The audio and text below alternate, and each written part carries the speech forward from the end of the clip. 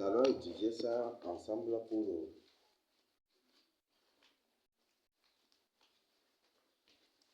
comprendre. Oui, Élie, en disant, qu'est-ce que tu as compris?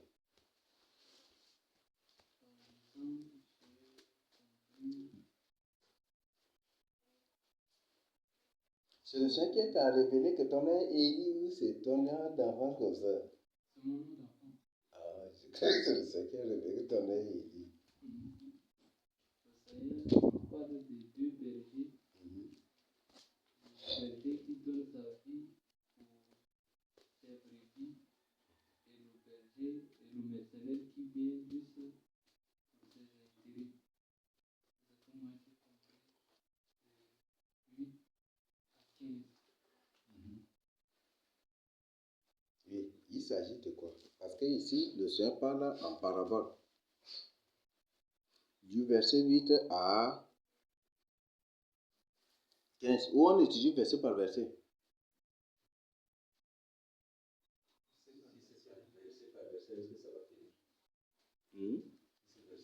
Ça peut finir aussi, non? Bon, qui va nous lire le verset 8? Jean 10, 8 à 15. Le verset 8, qui va nous lire? Tous ceux qui sont venus avant moi sont des voleurs et des brigands. Mais les brebis ne les ont point écoutés. C'est bon? Oui. Qu'est-ce que cela veut dire? Desquels le Seigneur te veut parler? Des faux serviteurs. Et desquels? Qui se font l'apparence des enfants de vrai Dieu. Et pourquoi ils ne sont pas des enfants de Dieu. Et si le Seigneur parle de cette manière, on peut voir les églises de nos jours. Ça peut nous amener à comprendre également. Qui se disent que c'est des enfants de Dieu et ceux-là qui se mettent à dérouter les enfants, les vrais enfants de Dieu, que non, ça c'est de fausses églises, donc ne venez pas là.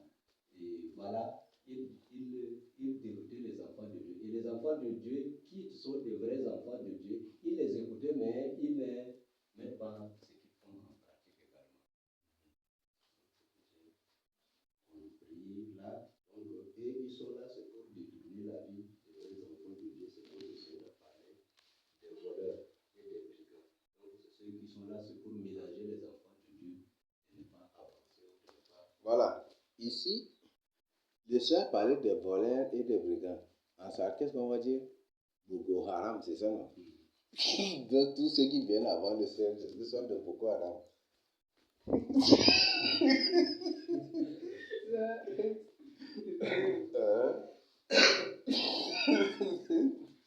Don Basta, c'est un Boko Haram. Maman Kaka aussi, c'est un Boko Haram. C'est pas moi, c'est Dieu qui a nous parlé ici. Qui se font des messies, des sauveurs. Jésus a paru, Jésus est venu en tant que messie, en tant que sauveur. C'est ça, non? En tant que solution au problème de l'humanité. C'est ça, non? Et le problème de l'humanité, c'est son salut. Les côtés matériels, ce n'est pas le problème du Seigneur. Il veut que toi, tu sois sauvé. Parce que la vraie vie n'est pas celle physique que nous connaissons. La vraie vie commence après la mort. La vraie vie, même les scientifiques démontrent que la vraie vie n'est pas celle que nous menons aujourd'hui. Que la vraie vie commence après la mort. Que l'humanité ne se trompe pas. Maintenant, là, vous pouvez même entrer dans YouTube et puis chercher. Vous pouvez entrer dans YouTube, vous allez chercher. Et ces scientifiques, vous pouvez même voir des choses. Vous pouvez prendre, par exemple, entrer dans YouTube, cliquer, par exemple, des choses capturées par des caméras de surveillance. Vous allez voir. Et même, ils le disent. Parfois même, ils entraînent une personne, ils mettent une caméra de surveillance sur sa tombe pour voir ce qui va se passer. Ils ont filmé des choses extraordinaires. C'est après, d'abord, la personne sort maintenant de là. Il voit la caméra filme tout cela. Parfois, ils filment, ils mettent la caméra de surveillance sur une personne.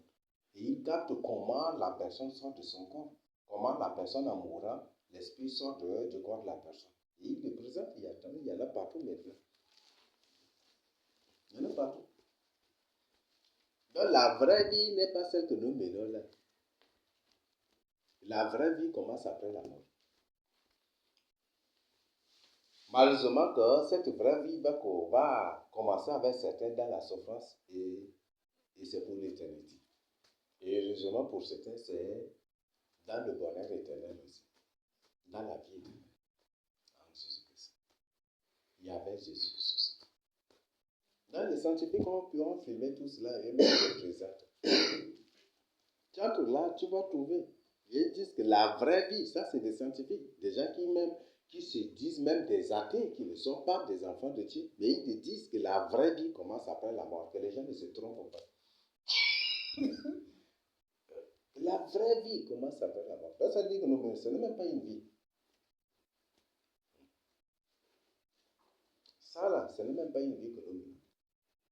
Donc, le Seigneur Jésus-Christ sait qu'il y a une vraie vie. Cette souffrance sur la terre, ce n'est pas la souffrance. Les gens ne savent même pas. Ce que nous subissons sur la terre, on appelle point du tout de la souffrance. Ça, ce n'est même pas de la souffrance. Ça, ce n'est même pas de la souffrance.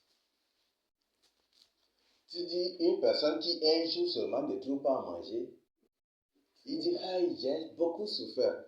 Alors, que dirons-nous de ceux-là qui, jusqu'à là, pendant peut-être 2000 ans, 3000 ans, 5000 ans en enfer, sont là en train de souffrir sans manger? Qu'est-ce qu'on va dire d'eux? Hein? C'est ça la vraie souffrance, là.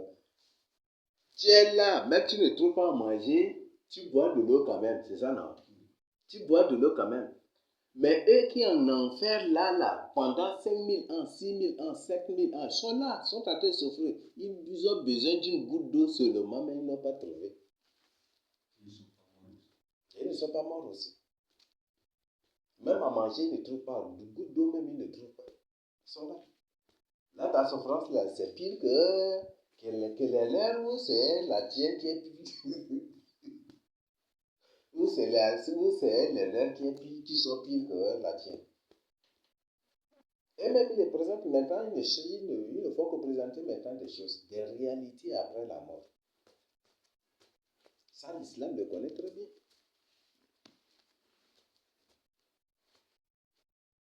Donc, voilà, c'est des choses. Même l'islam le dit, et c'est ça aussi. L'ange de la mort vient, il frappe après la mort directement, soit c'est des démons qui viennent pour t'attirer, pour t'attraper, pour aller te torturer. Et c'est pour toujours. Sinon, il n'y a aucune issue maintenant. Aucune issue pour toi. Ou soit c'est les anges de Dieu qui te prennent pour t'amener aussi auprès de Dieu. Et c'est ça ce qu'ils disent. Donc, cette vie que nous menons, ce n'est pas ce n'est pas encore la vie. La vraie vie commence après la mort. Parce que cette vie que nous menons, c'est une vie limitée. Oui. Parce que dès que l'homme est tombé dans le péché, ses yeux sont fermés, ses oreilles sont fermées, son cerveau, sa mémoire sont fermées, tout. Avant, l'homme voyait spirituellement que physiquement, il voyait Dieu causer avec lui. Sur la terre, l'homme regardait tout ce il voyait tout ce qui se passe au ciel, il voyait les anges, tout. Mais aujourd'hui, est-ce qu'on le voit? L'homme voyait tout. Il savait tout aussi. Parce que l'homme est l'image et la ressemblance de Dieu. Mais c'est l'homme, quand il était tombé dans le péché, que tout cela là, il ne pouvait plus voir Dieu, il ne pouvait plus voir les anges. Et Dieu a dû venir faire des sacrifices pour lui. Et c'est pour ça que Dieu a institué le premier sacrifice.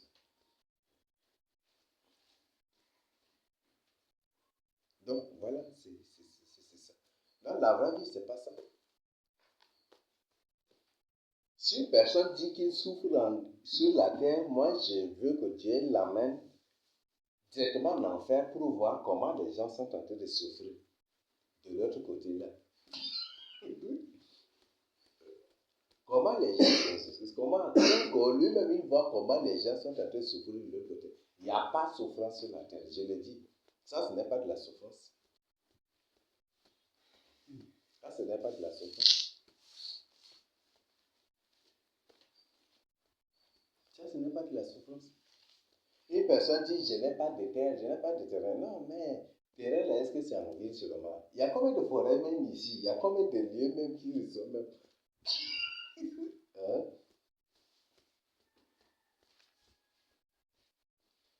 Le Tchad que vous voyez là, le monde entier peut s'installer au Tchad et il y aura encore de l'espace. Le Tchad que vous voyez là, le Tchad c'est très vaste, très très très vaste et très long. Le monde entier peut s'installer ici au Tchad. Il y aura encore de l'espace. Je le dis en toute sincérité.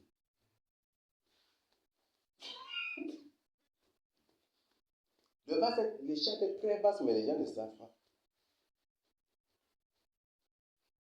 Ah, je n'ai pas de terrain, moi là, je souffre beaucoup sur la tête. Ça, ce n'est pas de la souffrance. Ça, c'est toi-même qui te fabrique cette souffrance.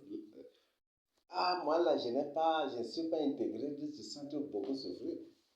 Qui t'a dit que tu es en train de souffrir? Est-ce que c'est l'intégration qui... Est-ce que c'est être intégré que c'est opérer le travail? Toi-même, tu peux fabriquer tes propres travail, non? Tu laboures. Tu laboures. Aujourd'hui, pourquoi on dit les activités aujourd'hui que nous avons, quelles sont les activités principales? L'agriculture, l'élevage, la pêche, la cueillette et la chasse. Maintenant, la chasse là, ils ont réduit un peu déjà. Donc, eux-mêmes, ils ont détruit tous les animaux et ces animaux, même là, ici, ils les ont tous puissés à contrôler dans les forêts, déclarées zones interdites. Donc, c'est ça. Mais ces activités principales-là, les 5, ça va redevenir la même activité. Ça va. Aujourd'hui, l'humanité fait semblant d'oublier ça, ou les gens sont en train d'oublier ça, mais le monde entier va revenir à ses premières activités. Parce qu'on dit activité principale, non? Principal, on trouve dans ça là, prince, n'est-ce pas? Donc ce sont des activités princesses, non? C'est ça, n'est-ce pas? Alors, comme les gens disent 90% c'est on occupe le premier, après ils ont des choses directes. C'est des activités princesses. Mais pourquoi les gens abandonnent ça? Poulet seulement là, tu peux aller dans un village quelque part, ou quelque part là, tu fais l'élevage de poulets, ou de deux. Tu trouves 2 ou 3 poulets là, va au village, tu peux même toi-même commencer ton élevage de poulets. Avec un coq, ça produit jusqu'à un moment, là, tu prends, et puis tu peux acheter une chèvre pour mettre. Après, c'est comme ça, et puis toi-même, tu commences par aboutir. Les gens n'ont pas du tout ces idées-là. Pourquoi? Le Seigneur interdit toute activité à ses serviteurs. Pourquoi? C'est pour que ses serviteurs soient concentrés sur lui. C'est ça, non? Et ce qui fait que Dieu permet. L'unique activité que Dieu permet à ses serviteurs dans la Bible, c'est quoi? L'agriculture. Vous voyez? L'agriculture, c'est périodique. C'est ça, non? L'agriculture, l'élevage, uniquement les 2 activités. C'est fini. Uniquement les 2 activités. Ce qui fait que les souverains, les sacrificateurs, les lévites, ils font cela. Mais qu'est-ce qu'ils font? Comme Dieu leur interdit de sortir de sa maison, ils envoient plutôt d'autres personnes pour le faire. C'est ça, n'est-ce pas? C'est ça ce qu'ils font. C'est pour éviter. Aujourd'hui, vous voyez, un pasteur directeur de 5h ou de 6h ou 7h là, jusqu'à 18h, il est dans l'administration là-bas. Peut-être qu'il n'a même pas de temps pour consulter la Bible. Il est là courir derrière les gens. Et ce qui fait qu'il oublie Dieu. Parce que le travail de l'Église a commencé le 1er mai. C'est le 1er mai que l'Esprit Saint était descendu sur les disciples. 1er mai, l'an 33, que l'Esprit Saint était descendu sur les disciples. Et le 1er mai aussi, Satan a fait aussi de ça aussi son travail aussi. Donc, faire du travail sur le 1er mai aussi, n'est-ce pas? C'est ça, Satan fait aussi son travail le 1er mai, qu'on appelle la fonction publique, et les autres aussi. Emploi ou des trucs partout là, même société, ceci, toujours la même chose. La fonction publique est le premier lien. La fête de travail ici. C'est pour s'opposer, pour contredire ce truc. C'est un truc antichrist. Donc quand tu es là, déjà, tu n'auras pas le temps de passer à Dieu parce que tout est dûment organisé. C'est-à-dire que quand tu entres là, tu finiras par éteindre au fur et à mesure la crainte de Dieu de ton cœur. Tu vas éteindre au fur et à mesure la crainte de Dieu. Tout est organisé là déjà. Parfois, tu pars à 7 heures, tu restes au bureau là. Sans même recevoir un document, sans rien. Tu restes seul jusqu'à 17h, 17h30. Vous voyez ça? L'administration, c'est un lieu public. La Bible, tu ne dois pas apporter ceci. Vous voyez ça? Voilà, c'est comme ça que nous... Voilà, c'est le tout. Voilà. Ah, Jean voudrait parler, Gérard.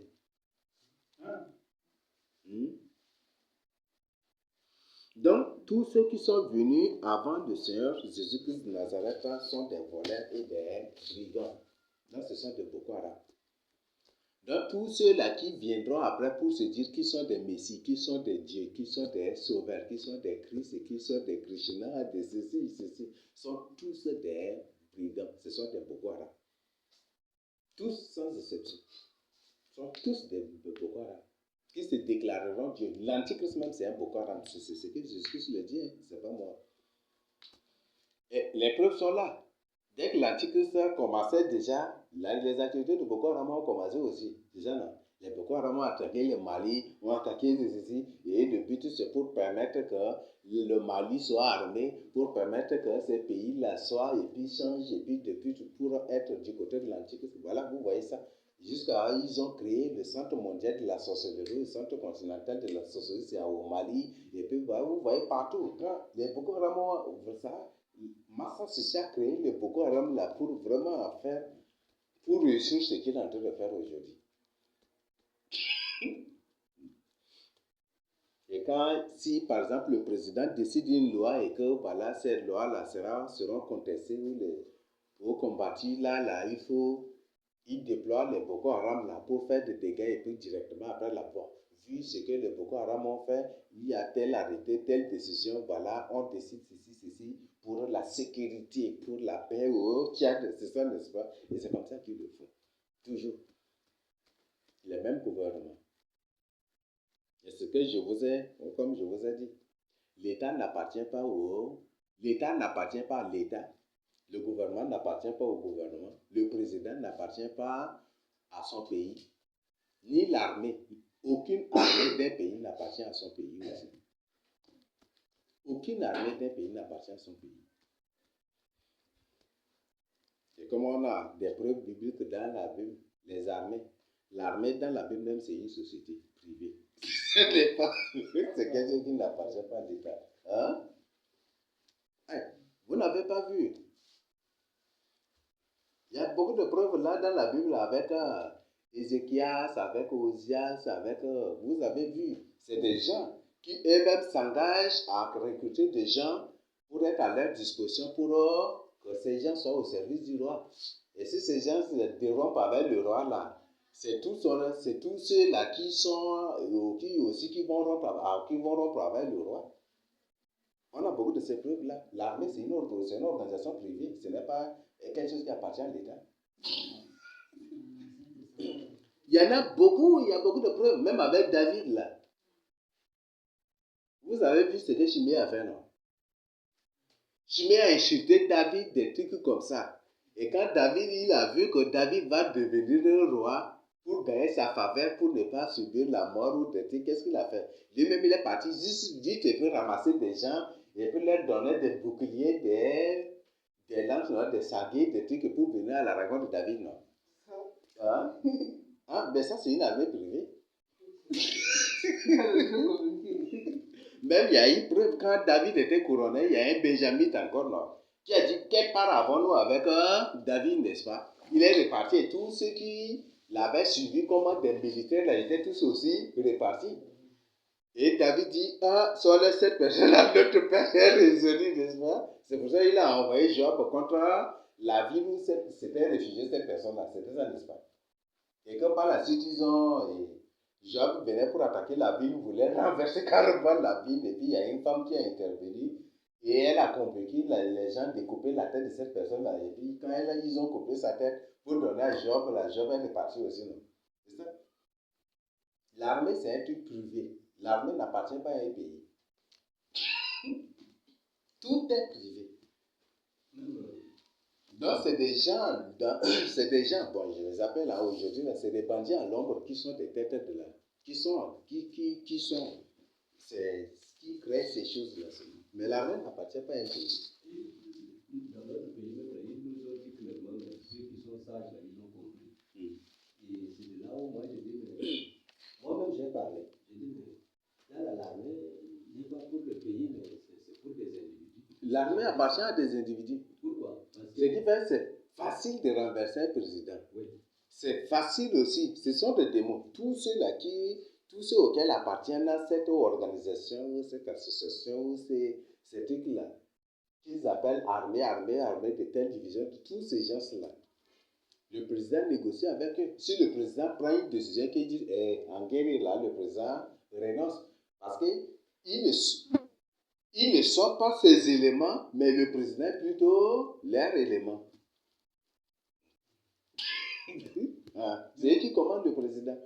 Pour le cas de Job, là, il a dit à David, si tu ne sors pas, tu ne trouveras personne. Vous voyez ça? Vous voyez ça? Job lui-même, Job même a dit ça ouvertement à David aussi. Si l'armée appartenait à David, là, vous croyez qu'il allait tirer l'armée devant David?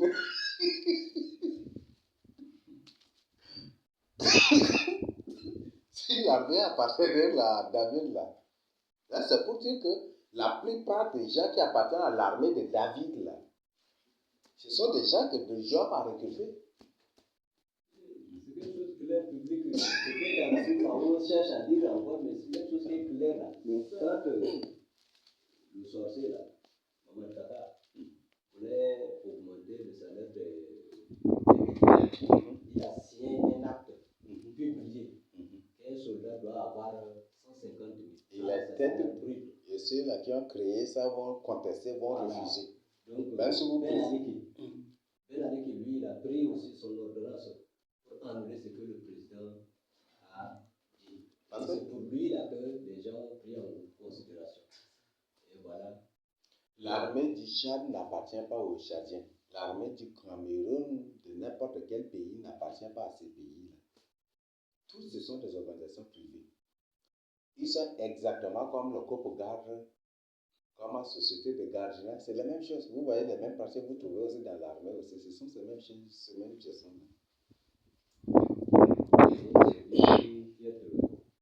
Chef d'état-major, il dit que l'armée qui appartient pas pour le président ou ni pour qui. Vous voyez. Il a dit clairement, l'armée c'est lui. Ce qui fait que de la même manière qu'ils payent les gardiens, là, ceux qui sont dans la société de gardiennage, là, c'est la même manière. Les gardiens gagnent 30 000 €. Les militaires aussi gagnent 30 000 €. Et maintenant, là, comme le Seigneur a exposé les choses, ils ont décidé d'augmenter le salaire des militaires. Mais on voit qu'un militaire, diamant, même une personne qui est comment même qui a un cerveau là, c'est que le militaire, c'est une personne qui prend plus du risque pour son pays que pour les autres. Bravo. C'est ça, n'est-ce pas? C'est des gens qui sont exposés tous les jours à la mort. Les militaires, un militaire, si c'est un pays qui a un cerveau, et si ce n'est pas un pays dirigé par des démons, un militaire doit gagner plus qu'un président de la République. Ça, c'est normal. Oui. Si c'est président qui dirige là, si c'est des humains normaux là, parce que c'est grâce aux militaires qu'ils sont là. C'est ça, non? Oui. Mais si tu es un humain normal là, il faut les mettre à l'aise, c'est ça, n'est-ce pas? Les militaires doivent gagner plus que les présidents. Le président, lui, il gagne quand même. Les ministres, là, ils gagnent quand même. Même les députés, là, ils gagnent quand même. Alors que c'est les députés qui votent des bêtises comme des lois, n'importe quoi. Vous voyez ça? Mais comme c'est aussi... Mais comment l'armée n'appartient pas au président, c'est aussi compréhensible. L'armée n'appartient pas au président. Ce qui fait que l'armée peut massacrer la population comme elle veut. Il peut donner l'ordre de tuer comme il veut. Et après, ils font compte rendu ou même ils partent dans les médias raconter n'importe quoi, c'est comme ça. Mais normalement, si c'est un pays normal, un pays dirigé par des vrais humains, si ces présidents sont des vrais humains, n'importe quel président au monde, si c'est un vrai humain, il pense automatiquement à ça. C'est grâce aux militaires que je suis là. C'est grâce aux militaires que c'est ça. Donc, un militaire doit gagner plus que le président. Ou il doit gagner plus qu'un ministre qui est là. Le ministre de Défense, lui, est-ce qu'il peut aller au front et puis combattre l'ennemi? C'est ça le sujet.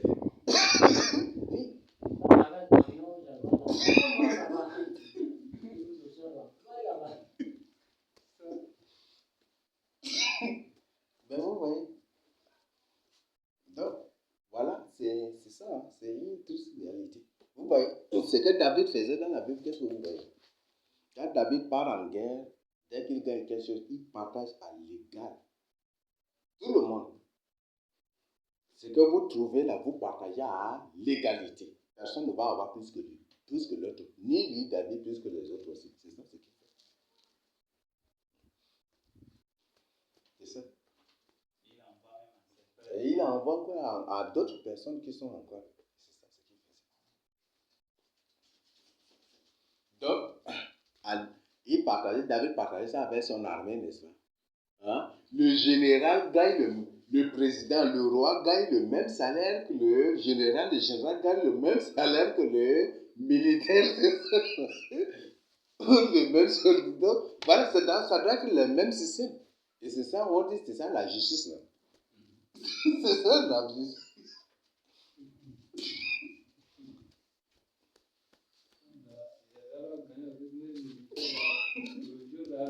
Le colonel gagne le même salaire que le général, le soldat, même salaire, même le yamayama militaire même gagne le même salaire, même le policier, même salaire, les gendarmes, même salaire, parce qu'ils font le même travail. Ils sont là, ils se complètent au moins, d'une manière d'une autre, ils se complètent tous.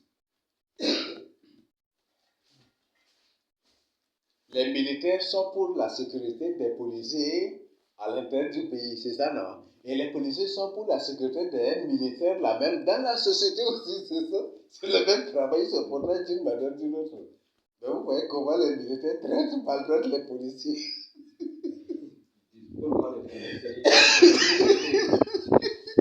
Si on les rencontre, là, c'est des combats. Hein? Les militaires n'aiment pas les policiers. Hein? Que les policiers sont des femmes, vous voyez ça? Et le président doit gagner le même salaire que gagnent les policiers. Parce qu'ils font le même travail, ils sont complémentaires. Vous voyez?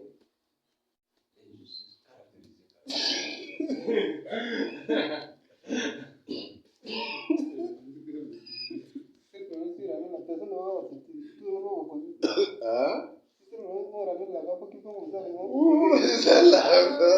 C'est une guerre qui va éclater directement. Toi-même que tu as amené les potes aujourd'hui. Il va te tuer aujourd'hui.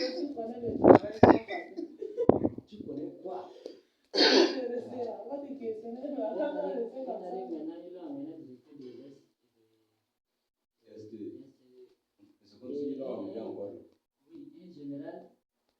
Qui devait jeter des SND? Et je devait jeter des SND. Vous voyez ça? Pour aller voler tellement. Ni A aussi. Donc, voilà, c'est des choses. C'est ça. C'est ce que la Bible appelle l'injustice. L'injustice. Peut-être si, par exemple, on entre là socialement, ou qu'on parle de quoi là, sur le système de quoi là, on va trouver que combien de gens qui ont étudié dans ce domaine pour être directeur des SNI là, et qui ne le sont pas. C'est ça, non? Ou pour être ceci, mais qui sont en train de chômer là. Et puis, pour pouvoir leur leçon, obligés de devenir des bandits. Vous voyez, c'est l'école qui forme des bandits en ces derniers temps. Parce que la personne apprend jusqu'à, il n'y a pas d'intégration, il devient bandit au bout de la route. Il devient bandit très professionnel que les bandits du quartier encore. Oui. Les bandits professionnels sont ceux-là qui étudient. Et qui sont même dans la plupart des cas, le cerveau et la tête même aussi. C'est ça. Vous voyez ce qui se... Par exemple, les agents là, des RTL qui vendent des faux crédits là, qui leur donnent ces faux crédits. C'est ceux-là qui ont étudié. Ils savent comment pirater, ils savent comment détourner, c'est ça, n'est-ce pas? Et c'est comme ça. Ces agents-là, c'est des gens du quartier seulement. Avoir ton téléphone, il faut faire de telle manière, sans que Dieu, tu vas appeler seulement. Ah, oui. Si tu vas appeler éternellement avec vous voyez ça? Et ceux de là-bas, ils ne savent où ils seront. Ils ne connaissent pas. Donc, ils activent un téléphone pour que tu fasses un appel éternel hein, de ta vie même. Sans crédit. Sans crédit, ils activent seulement. Ils ont cherché et jusqu'à ils l'ont trouvé à Mondoune. Oui, Ils veulent l'intégrer carrément dans leur... ils veulent l'amener comme ça à Djamena. Par exemple, il a refusé.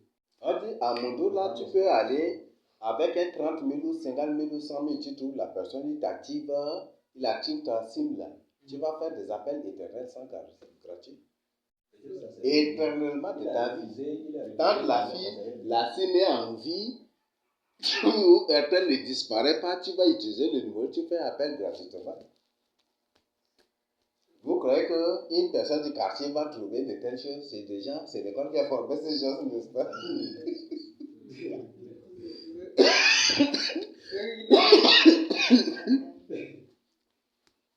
Avant, il n'y avait pas de bandits. Avant, il n'y avait pas de bandits. Mais dès que l'école est arrivée avec des bandits. L'école a formé des bandits. Banque même. Banque à Djamena ici. Et ils l'ont pris. Ils l'ont demandé comment il a fait pour venir détourner cet argent. Il dit que c'est très professionnel. Il ne va jamais les respecter. Parce qu'ils l'ont pas intégré. C'est comme ça qu'il a fait. Ce qui fait que c'est des grands bandits. Ils l'ont amené comme directeur direct de la banque. Ce qui fait que c'est des grands bandits. C'est que vous devez savoir. Ce qui fait que c'est des grands bandits qui jusqu'aujourd'hui défendent l'école. Mais ceux-là qui sont des vrais intellectuels connaissent qui est l'école là. Les vrais intellectuels connaissent l'école. Mais c'est les grands bandits qui défendent l'école jusqu'aujourd'hui. Parce qu'ils veulent que les autres aussi deviennent des bandits comme eux. Donc, c'est ça, c'est le monde dans lequel nous vivons. Nous sommes dans un monde totalement à l'envers. Autre chose. Donc, l'armée du Tchad n'appartient pas aux Tchadiens. N'appartient ni à Makaka aussi.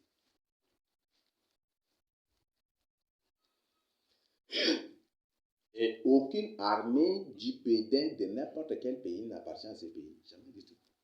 Même l'ONU même n'appartient pas à l'ONU. Comment d'abord? Les casques bleus même n'appartiennent pas à l'ONU. Comment d'abord? Ils viennent d'exposer. Les casques bleus n'appartiennent pas à l'ONU. Ça appartient à des groupes de l'ombre. Et que ce n'est pas le secrétaire de l'ONU qui décide. C'est de ces gens de groupes de l'ombre qui décident. Ça n'appartient pas. Donc, voilà, c'est comme ça. C'est ça ce monde dans lequel nous vivons. Ces injustices-là. C'est l'école qui, au fur et à mesure, a créé en des gens l'idée de l'individualisme. C'est ça. C'est l'école qui nous enseigne l'individualisme.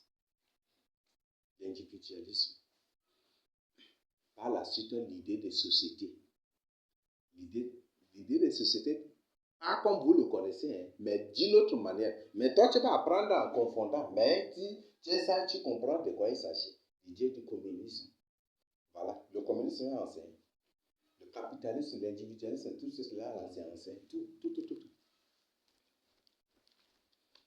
Aujourd'hui, ce qui fait que les gens sont égoïstes. L'égoïsme vient de quel? Du capitalisme. Le capitalisme, c'est un système commercial Un commerçant qui veut réussir là, est-ce qu'il partage les articles de son boutique de sa boutique avec les gens? Il est très easy dans sa vie. Même la Bible l'a présenté. Le cavalier, c'est un cheval pari un cheval là, noir. Et ce cheval-là est une personne qui a été avec un balance, n'est-ce pas? C'est ça, non? Un commerçant, il vend un truc qui a pris déjà balance et il te voit affamé. Est-ce qu'il va prendre un peu pour des trucs comme ça? Pour déséquilibrer sa balance pour avoir, il ne va pas le faire. Bon, par exemple, vous, une femme qui met un seul gros d'arachide, et tu as fait un petit dépassage seulement, tu mets ta main, tu ramasses et puis tu vas voir ce qui va se passer. Tu ramasses juste pour manger, tu vas voir ce qui va te faire. Peut-être il va te demander de l'argent, carrément, tu prends là. Donc, le capitalisme enseigne l'égoïsme, l'individualisme. Il faut être replié sur toi-même. Donc, voilà, c'est ça. Et le communisme enseigne le satanisme. Donc, il faut que vous vous réunissiez tous ensemble. Mais vous devez enlever ce qu'on appelle l'idée de Dieu de votre vie.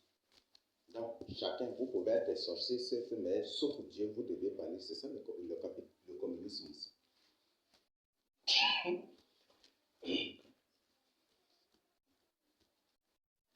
Ce n'est pas pour rien. Maintenant qu'ils sont en train de réclamer le départ des capitalistes du Tchad, ce n'est pas pour rien. Pour que le Tchad devienne communiste, c'est une manière de chasser aussi. On n'est ni pour les capitalistes, ni pour les communistes, on est pour Jésus-Christ. Mais tous ces systèmes, c'est les mêmes choses. C'est les mêmes groupes, c'est ces mêmes bandes-là qui ont créé le communisme, qui ont créé aussi le capitalisme. Comme la loi de thèse et d'antithèse. L'autre est mieux, l'autre est mauvais, l'autre est bon, l'autre est dangereux, et c'est comme ça. C'est juste ça. C'est juste pour avoir la société. Comment il y a certains commerçants là, ils ont presque 5 coraux. Les coraux qui mesurent là, les pour mesurer là, ils ont presque 5. L'autre est trop petit, très des trucs. Quand il veut te servir avec ça, tu dis, ah, ton coraux là, c'est trop petit, c'est mauvais là. Il prend autre, tu crois que c'est bon, ah, c'est même aussi. C'est pareil aussi. Tu vas trouver que c'est bon, peut-être le truc là, c'est troué. Donc, quand même s'il mesure bien, là, ça va percer. Ça revient la même chose, bon. Ils sont plusieurs coraux. Donc, c'est la même personne, mais qui crée, il y a des choses, des mesures différentes. C'est comme ça. C'est ça ce monde aussi. C'est même comme il frappe. Parfois, ils frappent par le bas, haut, et là, ils mettent, l'autre, il frappe par le haut, ils mettent, l'autre, il trouve un peu de malade, c'est que même s'il mesure comment, même là, ça va verser, il met, quand il prend ça, il dit non, il faut changer, il prend ça, ah, c'est bon, ben tu n'as pas vérifié le dessus, si c'est troué ou pas, tu n'as pas vérifié. Et si tu mesures là, ça revient la même chose.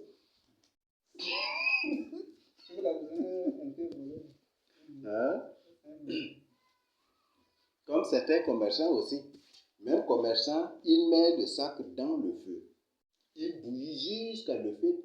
Le sac là devient très long, très restreint, mais n'a pas carrément de volume.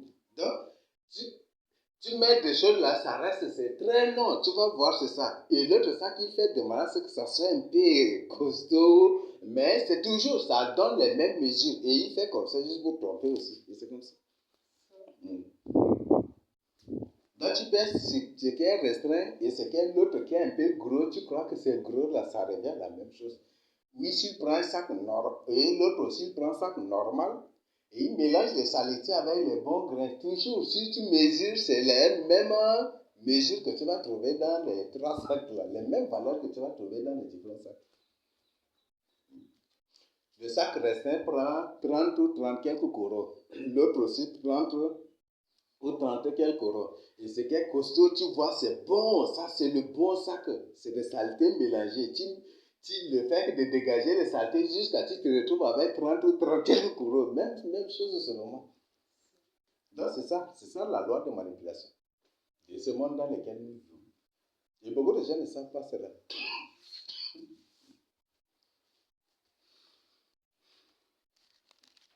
Donc, le Seigneur dit que tous ceux qui sont venus avant lui sont des voleurs.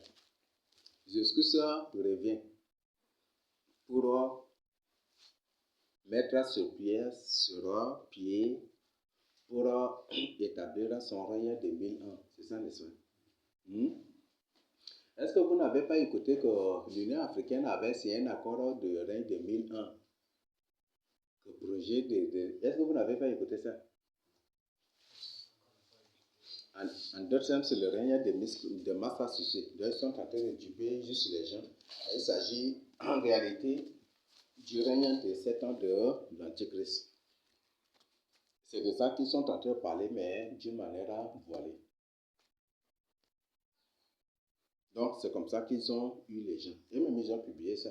C'est l'Union africaine, mais j'ai oublié déjà. C'est depuis 2000, j'étais à l'université, donc j'avais suivi ça. Ils ont publié quelque chose de... Voilà, que c'est un projet de 1000 ans ou quoi comme ça. Ils ont publié ça. J'étais à l'université que j'avais suivi ça.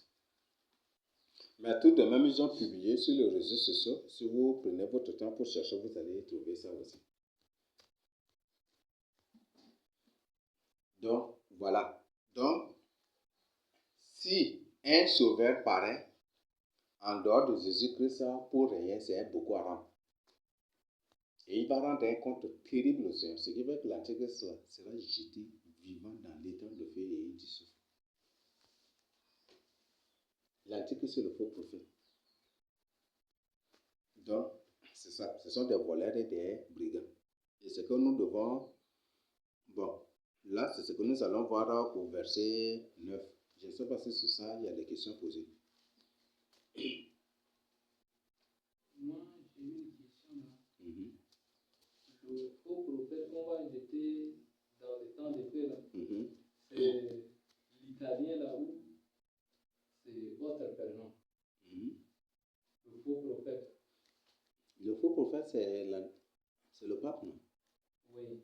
Le pape, c'est un démon, non? C'est pourquoi je pose la question. C'est le pape même. J'ai posé cette question-là. J'ai eu une confusion. Je croyais que le faux prophète allait être également ici au théâtre. C'est pourquoi j'ai posé cette question. Moi, je vois bien là. Il parle des faux prophètes, non? Les faux prophètes, non? Donc, l'Antichrist est le faux prophète. Il y a les faux prophètes et il y a le faux prophète qui coordonne tous les autres faux prophètes. Le pape, tous les faux prophètes que vous voyez là, travaillent sous la direction du pape. Tous les faux prophètes, vous les voyez sur les réseaux sociaux, travaillent avec le pape. nous sommes au 4e ou au 5e pape maintenant. Maintenant, les papes qui se sont succédés, ils sont beaucoup. 100 quand même. Ça va aller 100 quelques. Et tous ces gens, c'est des faux prophètes. Ce sont tous des faux prophètes. Il n'y a aucun vrai là. Parce que le catholicisme a été créé après ça, comment on appelle? Moi, j'appelle ça génocide, ça. Ça, c'est là mon terme, j'appelle ça effectivement, on parle ça même de génocide aussi. Le catholicisme a été créé après le génocide des premiers disciples du Seigneur Jésus-Christ et des Juifs. Donc, ils ont ramassé les disciples du Seigneur Jésus-Christ partout. Et le but, c'est pour faire croire que c'est l'Église de Christ là qui continue encore. Donc, pour qu'il n'y ait pas de contestation, il faut exterminer tous ceux-là qui qui connaissent l'histoire et puis des trucs, qui vont connaître l'histoire, qui vont connaître l'origine. Il faut les exterminer tous. Bon, je ne sais pas comment expliquer ça. par exemple,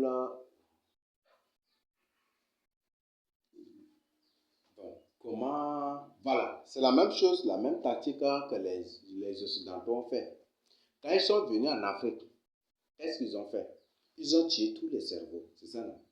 Les intellectuels, les scribes, tous les cerveaux, ils les ont tous tués.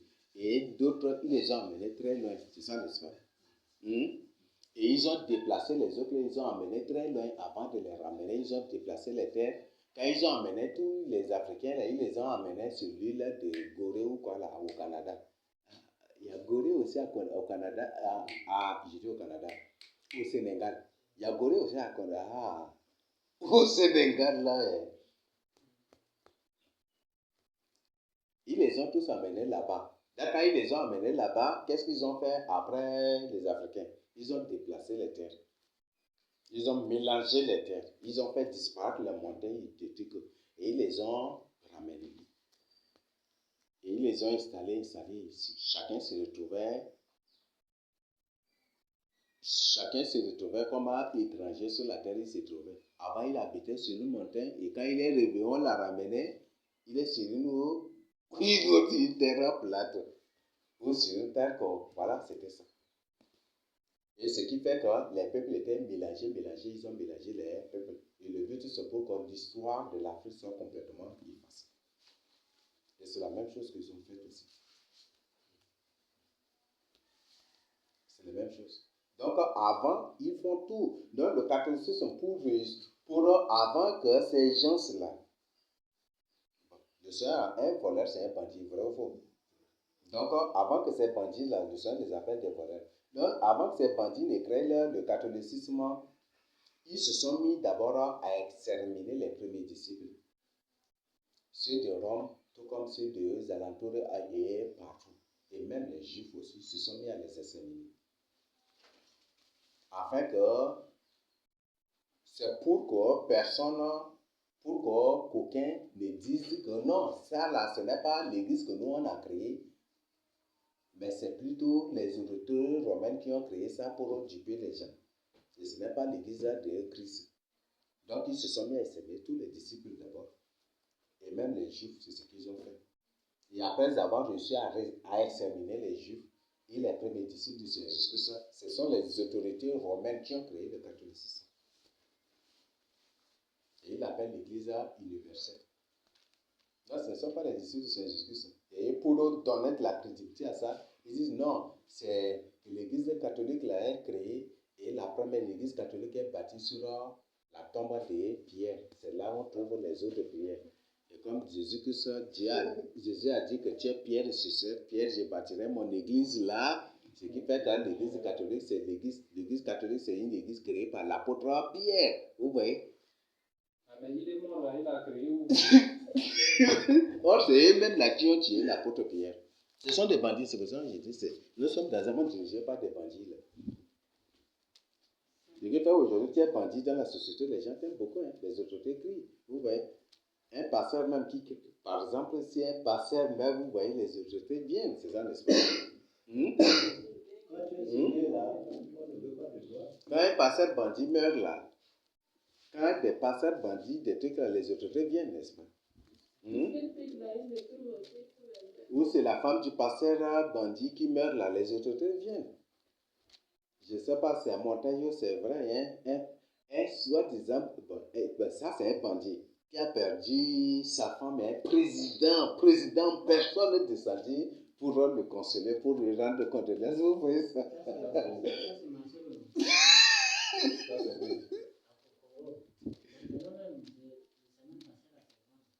Ah, vous voyez?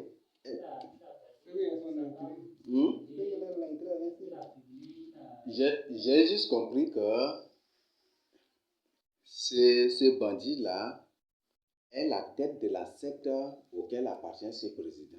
Et c'est pour ça que le président doit se rendre. Et jusqu'aujourd'hui, les gens prennent le président du Congo là pour un humain. Mais comme ce sont des bandits déguisés, des pasteurs là, c'est comme ça. Beaucoup prennent ce président pour un humain. Ce n'est même pas un humain. Le Marcelo même n'est pas un humain. Congo, Zaïre. Oui. Ce n'est même pas un humain. Parce que si vous suivez seulement l'histoire des Anunnaki, les Anunnaki, que c'est eux qui créent des gens et ils les établissent des présidents, des premiers ministres, et le but, ils les créent. Ce sont des gens qui sont à moitié humains et à moitié démons. Et ils les établissent des présidents partout pour régner. Et en fait, ces présidents travaillent selon leur vision. À eux, les Anunnaki. Donc, quand on parle des Anunnaki, on parle des anges déchus. Les anges déchus qui étaient descendus du ciel, et ils ont vu les filles des femmes étaient belles, et puis des trucs là. Ils se sont mariés, des trucs, et ça qu'ils appellent des Anunnaki. Là. Et c'est comme ça. Donc, beaucoup de ces bandits là prennent le président du Congo là pour un serviteur, pour un président chrétien. Vous voyez jusqu'où c'est que vous voyez comment ce monde est manipulé. Comment il est chrétien, il accepte beaucoup de ces bandits déguisés en prophètes, pasteurs là-bas, là, prennent le président là-bas pour un chrétien. Que c'est un enfant de Dieu qui est au pouvoir là, et puis souvent là, que voilà, c'est eux même qui donnent les directives, c'est que le président là-bas doit faire, c'est ça, ce qui se passe, juste que je dis. Vous voyez comment le monde est manipulé. Il ne voit pas. De ça, tu vous les reconnaissez à leurs fruits, le simple. Hein? Dans la personne totale. Par exemple, vous prenez le pasteur qui là, il se fait appeler, ce n'est même pas un pasteur. Même s'il a suivi une formation pastorale là, même les démons de l'enfer viennent aussi sur la terre pour suivre des formations pastorales pour devenir des pasteurs. Il se fait pasteur chrétien. Maintenant, il se fait appeler pasteur apôtre chrétien. Vous voyez? Quand j'ai vu ces premières vidéos envers le président du Congo, là, j'ai dit, mais ça, c'est incroyable. Voilà, c'est comme ça. Ce ne sont même pas des serviteurs de Dieu. C'est ça, je crois comme ça. Celui qui ne connaît pas le Seigneur, là, il va opposer. Comment Dieu va se mélanger avec la politique? Vous voyez ça? Et jusqu'aujourd'hui, là, ils disent non, et ces bandits-là, presque, non, la politique, là, Dieu ne condamne pas. Chaque chrétien doit faire la politique pour défendre son pays. Donc, Jésus se fait de nous mettre des citoyens terrestres, c'est ça, non? Or, lui dit, la Bible dit que nous n'avons pas du tout une cité terrestre. Que nous ne sommes pas de ce monde. Nous ne sommes pas du Congo. Nous sommes dans le Congo, mais nous ne sommes pas des Congolais. Nous sommes au Tchad, mais nous ne sommes pas des Tchadiens.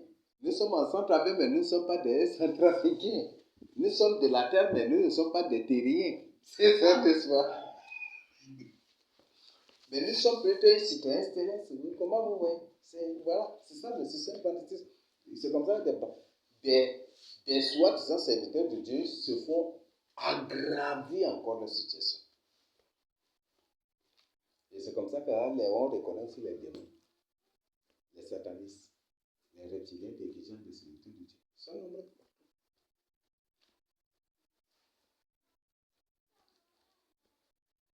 Vous voyez ce qu'ils ont fait? Ah, que c'est qui dit non, son nom là. C'est ce qu'il dit. Aïe!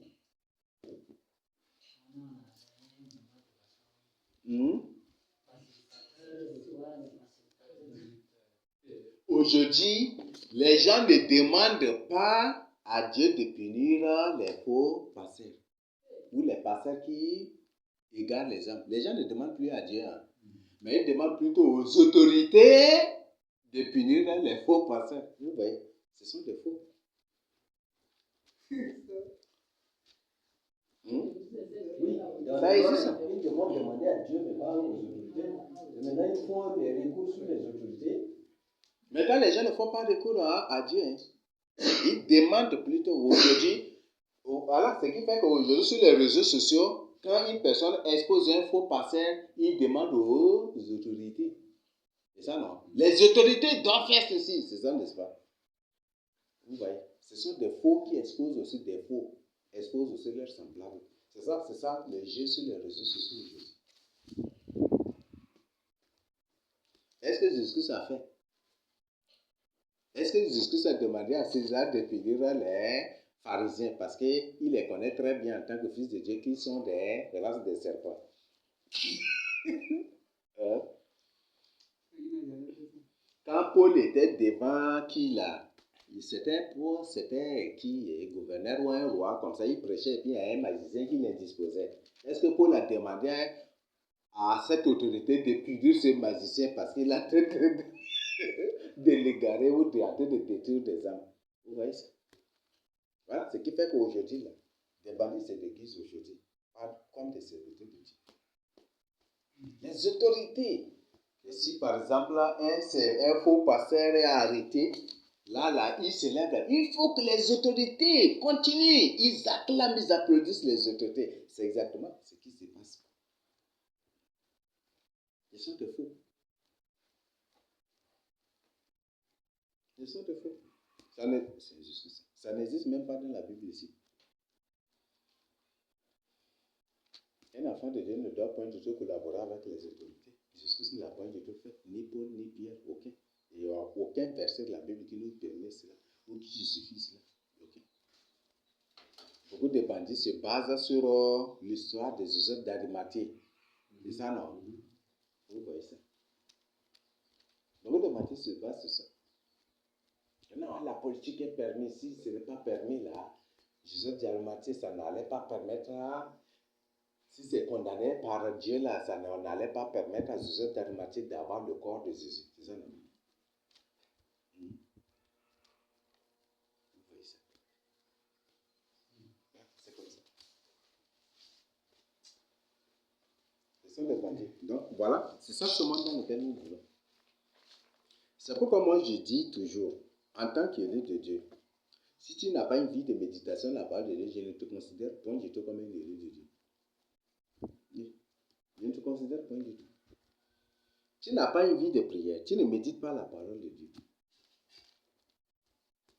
Je ne te considère point du tout comme un élu de Dieu. Parce que nous sommes dans un monde, le Seigneur dit, quand le Seigneur dit, le voleur ne vient que pour dérober, on va voir par la suite. Un voleur là, c'est celui qui est comment? Un voleur, c'est celui qui t'étudie. Un voleur ne se débat pas comme ça chez toi pour te voler. Il t'étudie d'abord, n'est-ce pas? Il étudie ta maison, il étudie les voisins, la mentalité des voisins, toi-même. Si par exemple, toi-même. Il t'étudie bien d'abord. Même il y a certains voleurs même. Par exemple, les bœufs des villageois parfois qui sont volés là, qui détruisent là. Vous croyez que c'est des gens de loin? Non. C'est l'Ambororo même qui vient là au village, collabore et puis voilà, des trucs. Et c'est comme ça, ils étudient la mentalité des villageois, ils les connaissent et ils se font même amis de ces villageois-là. Et dès que les bœufs perdent déjà, lui-même se met en tête comment chercher de ces bœufs. Voilà, vous partez comme ça, je pars comme ça. Lui, parfois, eux, ils se proposent d'aller. Si c'est eux-mêmes les Bororo, les missionnaires, eux-mêmes se proposent d'aller de l'autre côté, vous partez. Et ils partent dans de bonnes directions. Et dès que vous leur informez que vous êtes dans telle direction, et ils savent que vous venez vers eux, c'est eux-mêmes qui donnent orientation aux voleurs là. Ces gens sont en train de venir vers ici, donc on fuit vers. Et c'est comme ça, c'est eux-mêmes qui guident ces voleurs. Et c'est comme ça. Vous, et il guide les gens là-bas. Ah oui. C'est lui-même qui oriente. Parfois, il est avec vous. Et tout ce que vous vous dites là, il les appelle et puis il les transmet fidèlement. Il dit ça. Et maintenant, eux-mêmes, ils se trahissent. Actuellement, ici, eux-mêmes, ils se trahissent. Et c'est des gens qui sont habités avec les laits, les barbala, ils sont là avec eux. Ils mangent dans les mêmes tasses. Donc, maintenant, là, pour les avoir, ils connaissent leurs secrets maintenant.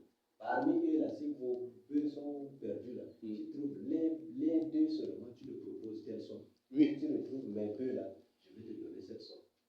Si Il va venir avec les secrets, la personne qui a enlevé tes bœufs, là, il va venir pour te dire pour avoir cette somme. Oui, ça c'est vrai, c'est ce qu'il est en train de dire. Maintenant, Dans n'importe quel village, si vos bœufs sont perdus, les misérieux, ceux-là qui sont avec vous là, qui est trop rattaché à vous là, vous le retirez seulement. Non pour le menacer ni des trucs. Voilà, tiens notre frère, Vous voyez ça? Si tu ne retrouves le voleur là, on va te donner telle somme. C'est lui-même qui va vous retrouver. Mais si vous-même, vous vous engagez à chercher et sans rien lui proposer, et vous lui demandez aussi de vous aider, c'est lui-même qui va orienter le voleur là de fuir avec. Si vous partez à gauche, il demande, c'est lui-même qui va appeler au voleur là, allez vers à droite. Et si vous venez vers droite, il demande au voleur la fête déviation à gauche. Vous allez faire tour ici sur le Et monde. maintenant, vous allez faire de tout là autour de votre village, là sur le pont, mais ça, vous n'allez pas jamais du tout vous raconter.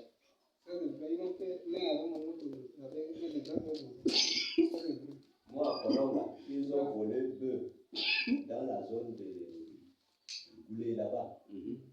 Ils ont ramené, attaché dans un coin touffu comme ça. Et pour que le bœuf ne va pas l'autre là, ils ont attaché sa bouche là, haut comme ça. Pour qu'il ne passe pas Donc, de bruit. maintenant, nous, on était sortis. Pour aller dans la Ça, c'est déjà De terrible. notre retour, là, il y a quelqu'un qui est resté là. Il dit, hey, on est arrêté. L'autre me dit de ne pas arrêter. Je dis, non, la personne là, peut-être il y a quelque chose. On arrête. Quand on est arrêté, là, il est venu, il dit, là-bas, il y a tout fui là. Les Arabes ont attaché un deux là. J'ai dit à mon ami là, on a amené le gars, on a amené tous les gars qu'on doit l'amener là. On l'a amené à la moto. On est parti. C'est un coin vraiment. La largeur là, où l'autre là, c'est comme la maison là, comme ça. Il y a un arbre au milieu. Mais de façon que le gars là a entré avec le bœuf là pour l'attacher là. Si c'est pas un voleur, vraiment. Une personne comme moi, vous là, vous ne pouvez pas. Il a attaché le bœuf. Le bœuf a fait 2 jours là. Et c'est pour étudier, c'est pour aller faire ressortir le bœuf là, aller vendre ou égorger, vendre au marché seulement. Maintenant, je suis resté là, j'ai appelé mon commandant de brigade et après on a appelé le chef de canton. Ils m'ont envoyé des bouliers, on a détaché les bœufs là, ils ont ramené le bœuf dans la maison. On a lancé communiqué et ils s'est gardé derrière là-bas. Ils sont venus, ils ont récupéré les bœufs. Et le délai que moi j'ai vu, j'ai dit que le bœuf là a fait 3 jours là, c'est exactement le jour où le bœuf a perdu là-bas également. Le jour où on a détaché le bœuf là, c'est le 3e jour également. Donc, voilà, c'est ça, ce monde dans lequel on vit. Donc, parfois, ils volent et ils partent pas loin. Derrière vos maisons, là où c'est serré, là, ils entrent avec les bœufs là, ils attachent et ils effacent les traces là. Tu n'allais même pas retrouver les traces. Les empreintes même, ou parfois là où il y a beaucoup de pierres, là, c'est là où ils le font marcher. Et puis, c'est fini. Maintenant, Parfois, il y a des routes où il y a des pierres, là. Par exemple, à Sarre, là, il y a des coins où... même ici, là, les murs clôturés, ils clôturent, ils élèvent beaucoup. Et parfois, il y a une seule maison dedans, ou parfois, il n'y a pas de maison. Ils clôturent comme ça. Là. C'est là où ils ramènent les bœufs volés. Là. À quelle heure ça a existé, on a découvert. On a pris 300 quelques mille bœufs là-dedans. 300 000 quelques. 300 quelques bœufs. On a pris. Et les gens sont venus de différents coins pour récupérer les bœufs. Certains, ils n'ont pas récupéré. Et les voleurs, ils disent que certains bœufs, là, ils ont ramené des gens au Niger. Ils ont ramené 3 vagues comme ça au Niger pour voir les gens. Et jusqu'à là, ils sont là en train de payer les bœufs des gens. 1000 et quelques plaintes sur lui. Quand on a détecté ce réseau-là, c'est grave. À côté des forêts, en allant vers ce mois-là, les forêts qui est de l'autre côté, derrière les barrières, c'est à côté là. Donc, ils ont clôturé tout là. Élevé, il y a une chambre seulement qui était dedans. Pour le garder. Donc, ils volent le bœuf, ils viennent, ils tournent par derrière les forêts, ils entrent aux forêts là. Ils sortent de l'autre forêt, c'est directement dans le mur là. Donc, c'est comme ça qu'ils font. Et ils volent là, ils traversent le goudron pour que les traces soient effacées là. Par exemple, la route là, le mur là, c'est de l'autre côté là. Mais je traverse avec le bœuf là de l'autre. Et quand c'est monté sur le goudron, déjà les traces sont effacées. Quand vous partez de l'autre côté là-bas, je vais aller détourner encore, remonter encore sur le goudron et venir le mettre dans la possession et fermer la porte. On n'allait même pas être. Or, mes bœufs sont volés ici et continuer à rester là en Suisse. C'est comme ça. ça, ce monde-là. Nous sommes dans un monde où chaque pays du monde, je le dis, chaque pays du monde est dirigé par des voleurs et des brigands. C'est dirigé par des Boko Haram, par des bandits. N'importe quel pays au monde, c'est ça, c'est une réalité.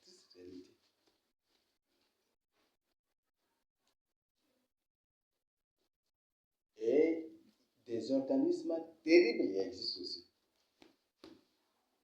Banque mondiale, Fonds international monétaire, non? Ou des trucs beaux. Ce sont tous des organismes dirigés par des bandits. Tous créés par des bandits, dirigés par des bandits.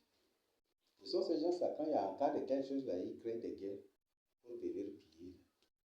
Ce sont ces entités-là qui créent partout dans les montagnes, partout dans des lieux de fabrication d'armes. Quand des trucs comme ça, eux-mêmes là, ils créent quelque chose pour que vous payez les armes avec des trucs comme ça. C'est comme ça. La Deuxième Guerre mondiale était financée par la Banque mondiale.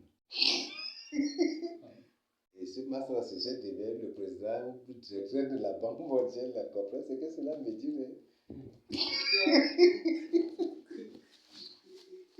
Ce sont des planificateurs de guerre sur la terre pour avoir de l'argent. Et pour avoir du sang et de la chair à manger. C'est la Banque mondiale qui a financé la Deuxième Guerre mondiale. Deuxième Guerre mondiale. La Première Guerre mondiale, tout comme la Deuxième Guerre mondiale, c'est financé par la Banque mondiale. Même celui que nous avons subi là. Oui. Et aujourd'hui, ce que vous devez savoir, un directeur même de la Banque mondiale, c'est le président du monde entier. C'est le président du monde entier. Parce qu'il n'y a aucun pays qui n'appartient pas à la Banque mondiale. Parce que la Banque mondiale a des dettes sur des pays qui ne peuvent même pas payer. Et ces pays aujourd'hui se rendent déjà à la Banque mondiale. Donc, vous là, on ne peut pas payer votre dette là, donc on se vend à vous faites de nous ce que vous voulez. C'est ça. C'est exactement ce qui s'est passé dans Genèse comme avec Joseph là. Quand il y avait la famille, ils ont pris par la suite, il n'y a rien déjà là, ils se sont vendus avec les terres, tout. C'est exactement ça, la Banque mondiale.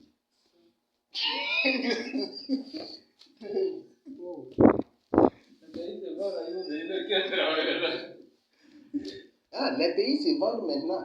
Aujourd'hui, la Banque mondiale peut réclamer, même les États-Unis maintenant, là, les États-Unis là, qui sont là même, là, la Banque mondiale peut les réclamer.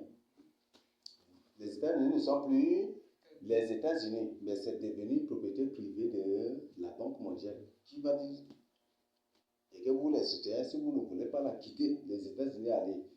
Là, c'est notre pays. Oui, c'est ça. Aujourd'hui, quel pays qui va dire qu'il n'a pas de dette ou quel pays va dire que la Banque mondiale n'a pas de dette sur lui? Ça n'existe pas. La Banque mondiale peut réclamer le Tchad et il peut chasser même les Tchadiens aller. C'est ça. Et ce qui fait, c'est ça même le plan de l'ordre mondial. Par la suite, directement, voilà. Vous là, on a des dettes, c'est ça, et puis c'est fini. Et c'est la terre entière qui est réclamée par la Banque mondiale, par la FMI. Et puis c'est fini. L'ONU même ne pourra rien faire, c'est fini déjà.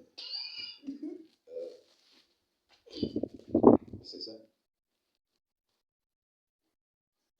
Donc, un directeur de la Banque mondiale, c'est le président du monde entier. Hein. C'est pas n'importe qui. C'est le président du monde entier. Et ça confirme ce qui est dit. Que c'est le premier ministre d'Israël qui est le roi du monde entier.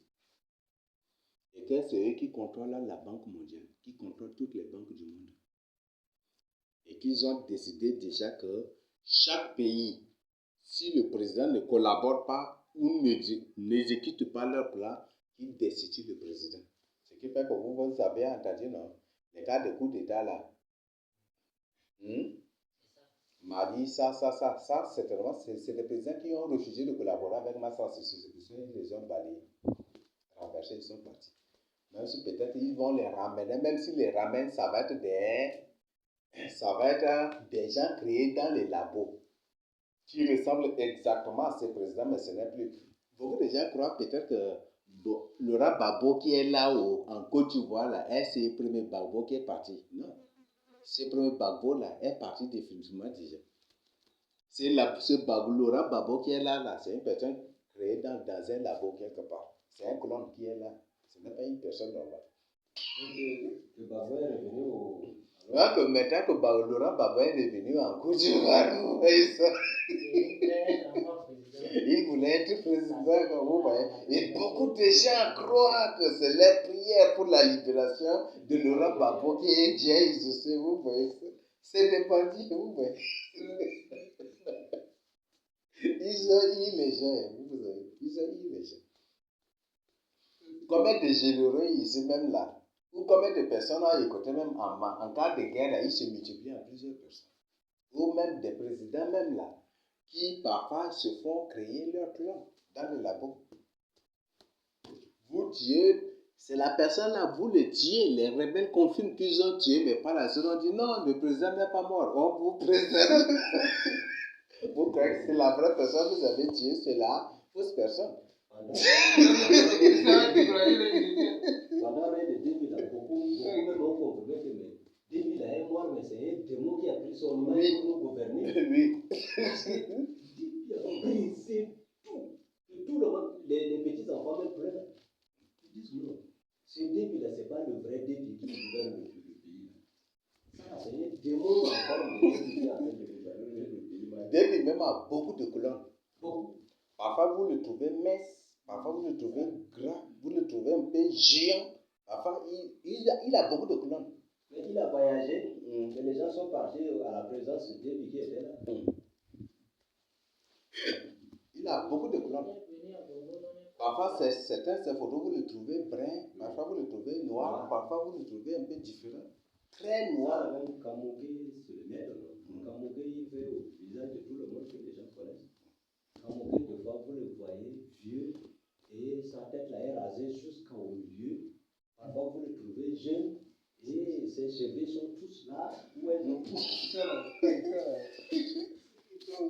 Voilà, c'est comme ça c'est ça qu'ils appellent la manipulation des moutons là. Donc, le monde doit aujourd'hui se réveiller en Jésus-Christ. Se réveiller dans la vérité. Voilà ce qu'on va voir ici. C'est la vérité qui libère. Et c'est une manière de nous faire comprendre que tout ce qu'ils sont en train de faire, ils sont en train de nous manipuler pour que nous devons les abandonner. Mais c'est là où ça nous attire et nous acclame. C'est ça. Parce qu'ils ont beaucoup d'erreurs sur la terre. Beaucoup de démons sont là sur la terre. Et ils travaillent pour un seul objectif, pour un seul but. Détruire l'homme que Dieu a créé à son image et sa ressemblance. C'est ça seulement. Ils sont beaucoup. Ils dépassent très loin les humains normaux. C'est ça seulement. Ce qui fait que quand il y a quelque chose, si 2 ou 3 personnes disent non, vous allez être surpris que 100 000 ou 200 000 personnes disent oui, c'est ça. Loi d'homosexualité. Lesquels qui sont contre, vous allez voir que c'est 2 personnes. Lesquels qui sont pour, c'est tous les droits qui sont en haut. Ce ne sont pas des humains. Ce n'est pas des humains. C'est comme ça qu'ils votent des lois. C'est comme ça. Comment les gens se multiplient avant si les gens faisaient. Et ils ont fait, c'est un système terrible. Ils ont créé une société terrible. Et les gens ont subi la lavage de cerveau là à tous les niveaux. Comment ils ont fait? Un seul pays. Comment ils ont fait? Un seul pays. Dans un seul pays, ils imposent l'école au sud et le commerce au nord. C'est ça là. Entre celui qui fait l'école, jusqu'à pour avoir d'abord un diplôme pour travailler, et entre celui qui fait le commerce dès son enfance, jusqu'à pour grandir jusqu'à des trucs. Entre les deux là, qui va commander l'autre? le commerçant là. Pourquoi ils refusent catégoriquement que les sudistes s'investissent aussi dans le commerce comme les musulmans. Et jusqu'aujourd'hui, ils font « Allez, envoyez vos enfants à l'école. » Pourquoi? Ce sont des bandits. Parce qu'ils savent que si les sudistes s'engagent dans le commerce, les musulmans ne vont plus les dominer. Ils vont être autonomes dans beaucoup de choses. Ils ont verrouillé tout. Les choses qui viennent d'ailleurs, là, si c'est eux les musulmans, là, pour toi ça passe. Mais si c'est pour toi, sudistes là, il faut faire tout pour que l'argent va prendre au corps. Ils savent que s'ils laissent les sudistes s'engager dans le commerce aussi, les musulmans ne vont plus les dominer. Aujourd'hui, tous les domaines sont entre les mains des sudistes. Quand vous aimez l'école, la 4-4 dans un acte, au gauche dans un c'est ça, n'est-ce pas? C'est ça, n'est-ce pas? Et ça là, et aujourd'hui, et ils ont placé des démos comme des garants de l'école pour défendre l'école au sud jusqu'à aujourd'hui qui sont là. Ce sont des démos. Parce qu'ils savent que si les sudistes s'engagent dans le commerce aussi, les musulmans ne vont plus les dominer. Il n'y aura aucune domination. Parce que si les sudistes s'engagent dans le commerce, au fur et à mesure, eux-mêmes, ils vont créer aussi, ils vont commencer par acheter des voitures, des engins. Et leurs esprits vont être trop créatifs, c'est ça, n'est-ce pas? Et là, directement, ils vont commencer par créer des engins et commencer par même par ouvrir, même ce n'est pas des grandes agences, même les petites agences là. Ils vont commencer et les sudistes vont s'autonomiser au fur et à mesure. Et les musulmans ne pourront rien plus dire sur les sudistes. Parfois, tu fais l'école de CP jusqu'à, tu ne sais même pas lire. Mais il y a des gens qui disent, non, il faut envoyer l'enfant à l'école, il faut qu'il sache lire et à écrire, et après tu lui apprends autre chose. Toujours, c'est des âneries. Violence. Ça, c'est des idées infantiles. Avant, quand l'école n'existait pas, qu'est-ce que nos parents faisaient? Le métier, c'est les parents eux-mêmes qui apprennent à lire et à écrire à leurs enfants, n'est-ce pas? Le temps qu'il va perdre à l'école, là, quand même tu lui apprends à lire, quand même tu lui apprends à écrire, et au fur et à ce même moment, même si tu l'envoies, déjà tu lui apprends la couture, là, il peut trouver les 100 francs ou 500, même si c'est 500 par jour qu'il trouve là, il contribue déjà même aux dépenses familiales déjà, ou à la ration familiale déjà. C'est ce que les musulmans font. Ou au fur et à mesure déjà là, l'enfant là, toi-même tu lui apprends à écrire, toi-même tu lui apprends déjà, toi-même. C'est un lavage de cerveau. Alors, j'envoie mon enfant à l'école pour apprendre, pour parler comme un Français. C'est ça, non? Pour parler le français aussi. Le français, c'est la langue de Dieu. N'est-ce pas ces Français qui vous ont détruit aujourd'hui? Vous voyez? Nous, si ce n'est pas à cause de YouTube, certains ne comprennent pas, on allait mettre directement partager le message en nos langues ici seulement. C'est parce qu'on ne comprend pas la langue des uns et des autres déjà. C'est ça, non? Vous parlez mondialement, on ne sait même pas, même salut, même à. Bon, on dit ce qu'on a. On dit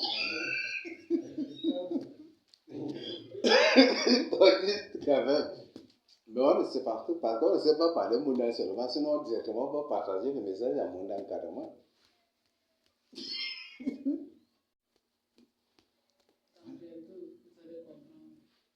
Malheureusement, comme on n'a pas, nous, on ne reste pas aussi. Là, si on prenait un petit temps là, au moins on va apprendre, mais comme on est là, après on va quitter pour partir à elle, c'est ça, c'est bon. Donc, voilà, c'est ça. Donc, ils savent que, en faisant ainsi, le pouvoir ou toute la domination, tout ce qu'on appelle le bâton de commandement là, sera entre les mains des nordistes. Non, c'est expérimentable. Que deux voisins s'entendent seulement, ils vont expérimenter ça. Un voisin envoie son enfant à l'école et l'autre voisin apprend la menuiserie à son enfant. Et puis après, ils vont même tirer une conclusion à la fin. C'est l'autre qui va être lié. Même des fonctionnaires aujourd'hui, ils font même des bons avec les menuisiers encore, vrai ou faux? Vous voyez, les SAR là, les vrais SAR, je parle des vrais SAR, les vrais SAR n'aiment pas l'école. Vous trouvez, même les SAR, les bails, vous les trouvez. Que fonction publique, c'est le lieu des paresseux. C'est ceux qui ne veulent pas travailler, qui cherchent la fonction publique. Mais lui, il a la force des pieds, c'est la fonction publique, pour faire quoi? Ça, les vrais SAR correspondent. Tu trouves les bails, les SAR, ils vont te dire que c'est les paresseux qui cherchent la fonction publique. Que les paresseux qui partent à l'école, même ils le disent, que c'est les paresseux qui partent à l'école. Moi, j'ai la force, comment je pars après de mon temps là à l'école. Vous voyez ça? Et pour dépendre de ton maman, de ta maman, de ton papa, est-ce que ce n'est pas une honte pour toi? Qu'est-ce que c'est? Allez, je ne suis pas en train de mentir. Tu nous as encore la leçon finie. La leçon finie, on n'a pas une même aussi. Les SAR le disent. Les SAR le disent. On m'a dit à maintes reprises. J'ai des amis SAR même qui me disaient ça. Parfois, ils partent pour labourer là. Ils viennent, une personne qui part pour labourer, et il vient de retour, il attend, il fait la récolte jusqu'à il vient au mois de février d'abord pour fréquenter. Là, à tout ça, j'ai dit, mais ça là, toi, tu comment? Il dit que l'école là, on fait quoi avec? Que c'est les paresseux qui aiment beaucoup l'école, mais là, ils ont la force, qu'est-ce qu'ils cherchent avec l'école? Et qu'est-ce qu'ils vont manger avec l'école? C'est ça, c'est ce qu'ils me disent. Mes parents, ils ont fait l'école juste pour connaître lire et écrire. Et ça, c'est l'économie. La sœur aussi, même, il dit à lui d'aller apprendre la couture. Il a dit que l'école vient à faire beaucoup d'argent pour aller faire la couture. Vous voyez ça?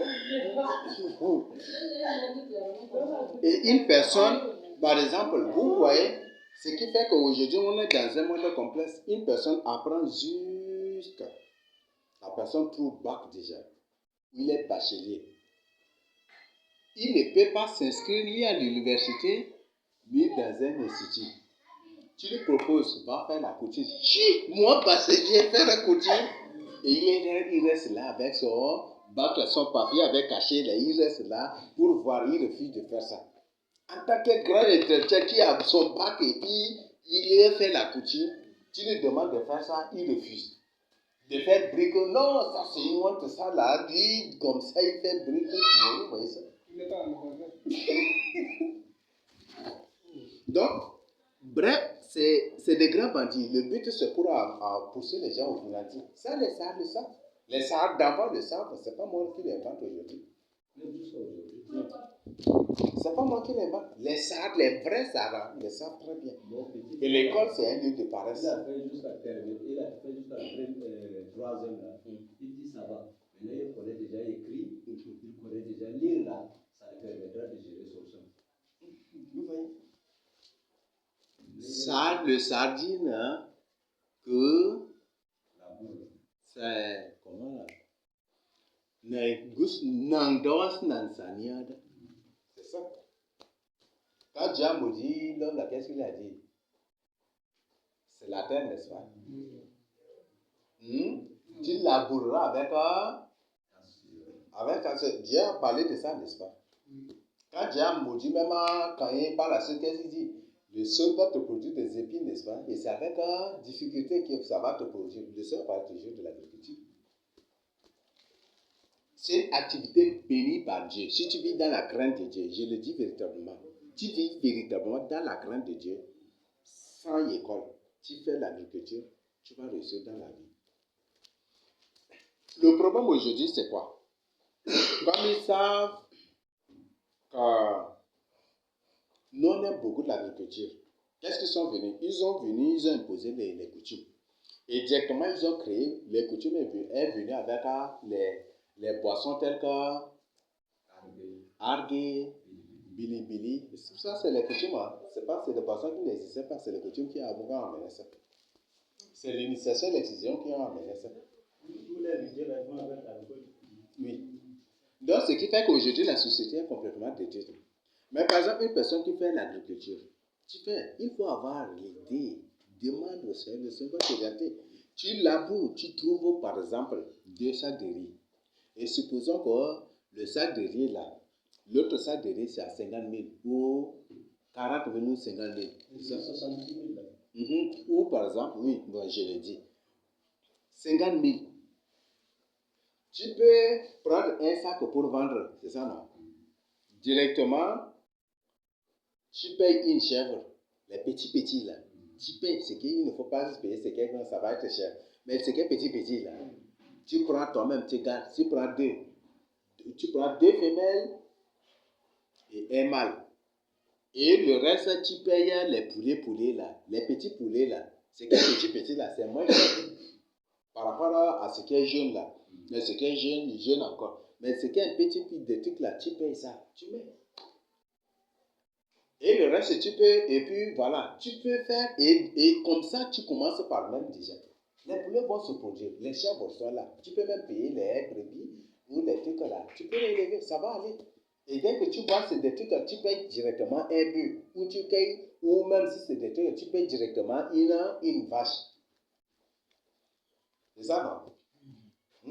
Tu payes, même si tu as une vache, mais même les bœufs de tes voisins sont là, peut-être ça va t'aider à avoir un enfant après. C'est ça, n'est-ce pas? Et c'est comme ça, il faut avoir, c'est comme ça.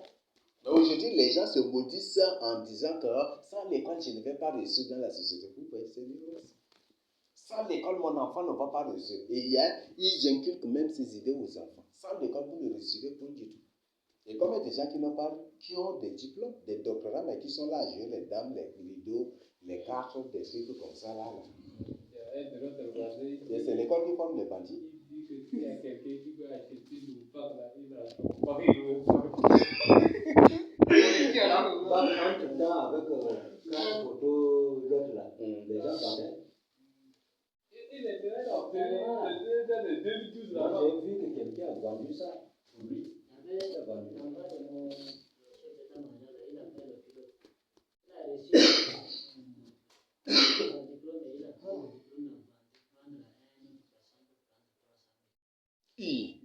crise est en train de le tuer pour ça. Son papa cherche. Il a fini. Il a fait le pilote. Il est au bar, il veut l'argent pour satisfaire sa vie. Elle a pris son diplôme, vendre un. Mais celui qui a acheté là, est-ce qu'il va continuer? Est-ce qu'il va savoir continuer? Il a lui piloté comme il est comme apprenti à la main de l'air. Et comme il connaît un peu les choses déjà là, il a acheté le diplôme là pour confirmer ce qu'il a appris comme apprenti. Il a pris 3 ans. C'est avec le nom de la personne, maintenant lui il travaille avec. Avec le nom de la personne, et il a changé son nom là, avec le nom de la même personne. Mais c'est le nom de la personne maintenant que lui il va travailler avec. Il va travailler avec. Il a abandonné son nom musulman, il a abandonné le travail avec le prostitution. Avec son diplôme de pilotage. Maintenant, le crise est en train de tuer l'enfant là à la maison. Son frère maintenant, il est avec l'enfant de depuis là. Ça se passe. Si les autres là-bas, ils ont fréquenté ensemble. Maintenant, il est commandant. Et son papa, c'est les gens qu'on a ici. Son papa a dit que s'il connaît là où il y a des délivrance, il va l'appeler pour la délivrance. Il faut connaître Dieu d'abord, c'est cette délivrance. Voilà, donc c'est vraiment capital. On est dans un monde gouverné par des bandits. Partout, n'importe quel pays. Et nous sommes dans un monde dont la majorité de la population, c'est une population folle. Des gens qui ne comprennent rien du tout, ne savent rien du tout, mais qui prétendent connaître. C'est ça aujourd'hui. Vous savez, la personne qui se dit le connaisseur, c'est toujours un ignorant. Même les philosophes le disent aussi. Tout ce que je sais, c'est que je ne sais rien. Mais aujourd'hui, un chadien dit, moi, tu dis que l'école là, c'est pas bon. Même les grands philosophes, même là, qui ont développé des écoles, qui ont créé les premières, qui étaient même des précurseurs, des trucs, des gens même qui ont créé des écoles là. Ces philosophes par la suite sont venus pour condamner l'école. Ils envoyez plutôt vos enfants à faire des choses professionnelles. Apprenez, vous-même, apprenez des choses professionnelles à vos parents. à vos enfants. Apprenez vous-même des choses professionnelles à vos enfants. Aujourd'hui, une personne frappe la porte. C'est des gens qui ne savent rien. C'est pour ça que Dieu a dit, la sagesse du monde est une folie devant Dieu. La science du monde est une folie devant Dieu. La connaissance du monde, les connaissances du monde sont une folie devant Dieu. C'est de folie. Vous voyez, une personne qui, j'ai dit, imaginez, c'est incroyable. Une personne qui transporte de fagot, qui souffre comme ça, pour aider son enfant jusqu'à l'enfant trouve le bac, et peut-être l'enfant, il fait jusqu'à l'enfant par l'université. Et après l'université, l'enfant ne fait rien. Et jusque-là, même si l'un ne lui sert pas de leçon, il continue encore. Vous voyez ça? C'est comme ça que avant, nos parents étaient riches, non? Et c'est à cause de l'école là que beaucoup de parents sont devenus très pauvres aujourd'hui. Vous demandez vos renseignants, vous allez trouver beaucoup de parents qui sont devenus très pauvres aujourd'hui.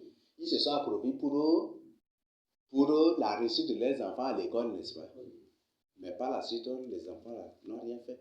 Les enfants sont revenus. Et puis l'enfant est là, mécontent, dessus même aussi. Dans mon grand pays, il envoie son enfant en Europe, il a fini son étude, son enfant, une étude, ils ont tué l'enfant était mort, lui aussi, il était paralysé, il est malade. Beaucoup de parents sont devenus très pauvres, très misérables, c'est à cause de leur réussite de leurs enfants à l'école, qui à la fin des études ne pourront rien faire pour eux, ni pour les restaurer, ni pour les rétablir. Même il y a certains enfants, même s'ils réussissent, ils ne pensent plus même à leurs parents qui ont souffert comme ça avec eux. Qui ne pensent plus. C'est fini pour le papa, c'est fini pour la maman. Je ne te connais pas. Il se porte il a bien en veste quand il vient. Même il voit le papa, comme il n'est pas en veste, on lui demande c'est ton papa? Oh, je ne connais pas ce vieux là. Il dit même encore ça. Je ne connais pas cette vieille là. Je vous vois. Et c'est ce vieux et cette vieille là qui ont souffert comme ça pour qu'ils portent veste aujourd'hui. Vous voyez ça? Tout ça, c'est l'école. Tout ça, c'est l'école. Or, et les connaissances, 95 à 97% des connaissances à l'école, c'est de fausses connaissances. C'est les Anunnaki, et même les disent, vous pouvez entrer dans YouTube et chercher les Anunnaki qui ont apporté toutes ces choses-là, dans le but de contrôler l'humanité, dans le but de contrôler chaque personne à ce point de la terre, par leurs fausses connaissances. Et de programmer ainsi les gens. Les Anunnaki, c'est les gens déchus. J'ai dit que dans le livre de Noël, c'est bien dit. Ce sont ces anges déchus là, c'est eux qui ont créé des écoles, ils ont créé des lieux et ils apprenaient les gens, ils apprenaient des choses aux gens dans le but de détruire ces gens-là. C'était ça. Aujourd'hui, si le monde est en train d'être détruit, c'est par quoi? Par les fausses connaissances que nous avons. Par les fausses connaissances que nous avons. C'est ça. Ce n'est pas des fausses connaissances aussi que nous avons. Et ces fausses connaissances, tellement que certaines personnes ont accumulé, deviennent orgueilleux, ils se voient même au niveau de Dieu. Ils se croient même dépasser même à Satan par connaissance et intelligence ou par sagesse. Et c'est comme ça, il dit Dieu n'existe pas. Il ne vit plus dans la crainte de Dieu, c'est ça. Une personne qui vraiment se dit ça, je le dis. Une personne qui fait ses études jusqu'à master qui vit dans la crainte de Dieu encore, je ne trouve pas. Ça n'existe pas. La personne peut se dire, je suis serviteur de Jésus-Christ, je suis enfant de Dieu, mais ça n'existe pas. Une personne ne vit pas dans la crainte de Dieu. Vous voyez, l'ambiance là, où on trouve le plus souvent l'ambiance? À l'école. Même les cabarets que vous avez là, ce n'est pas des lieux d'ambiance. C'est là. Et la plupart des écoles se créent dans des cimetières, dans des ex-cimetières. Très peu connus du public. La plupart des universités, c'est dans des ex-cimetières. Même l'université de Toukra, là, que c'est les Chinois qui ont fait ça, non? Que les Chinois, que c'est des humains qui les ont, qu'ils en ont fait même les murs de ces grands bâtiments de l'université qui est de tout qui est là. C'est ça, que c'est des humains. Dans la plupart, là, c'est des humains qui sont là. Vous les voyez comme des colonnes, comme des murs, des grands murs de trucs, ce sont des humains. Et vous fréquentez avec des esprits. Ce qui fait qu'un étudiant, en dehors de la fac, il devient comment? Il se ressaisit. Il rentre en lui-même. Et dès qu'il entre à la fac, déjà là, c'est comme s'il est entré dans des causeries qu'il ne veut pas même, ça vient dans la bouche. Des amusements qu'il ne veut même pas, ça vient seulement. Des choses que lui-même il ne veut pas même là, il le fait. Et ça après d'abord, quand il rentre à la maison, d'abord il regrette. Mais quand sur place, il ne va jamais du tout regretter. Ah, je suis certain, c'est ça, c'est là qu'ils détruisent les enfants. Un vrai enfant de Dieu, là, est-ce qu'il va détruire? Beaucoup de gens le témoignent. C'est à l'université. Tu mets ton pied dans le bus, même déjà, là, ça va déjà. Dès que tu mets ton pied dans ce bus-là, ou dès que tu mets ton pied déjà à l'entrée de la fac, déjà là, c'est fini, tu deviens une autre personne. Vous voyez? C'est une expérience que moi j'ai, que je sens que c'est des expériences que je fais avec vous, donc que je partage avec vous. Parce que moi j'aime beaucoup étudier des choses et tirer des conclusions. À l'université, quand j'étais à l'université, quand on entre là, c'est autre chose carrément. Les causeries là, les comédies là, tous les désordres là, par les paroles, tout, ça passe. Mais dès qu'on met pied hors seulement, derrière le portail seulement, là, on se ressaisit, on devient des gens responsables. On se pose la question, qu'est-ce qui m'a poussé même à dire ça, ouais? Qu'est-ce qui m'a poussé?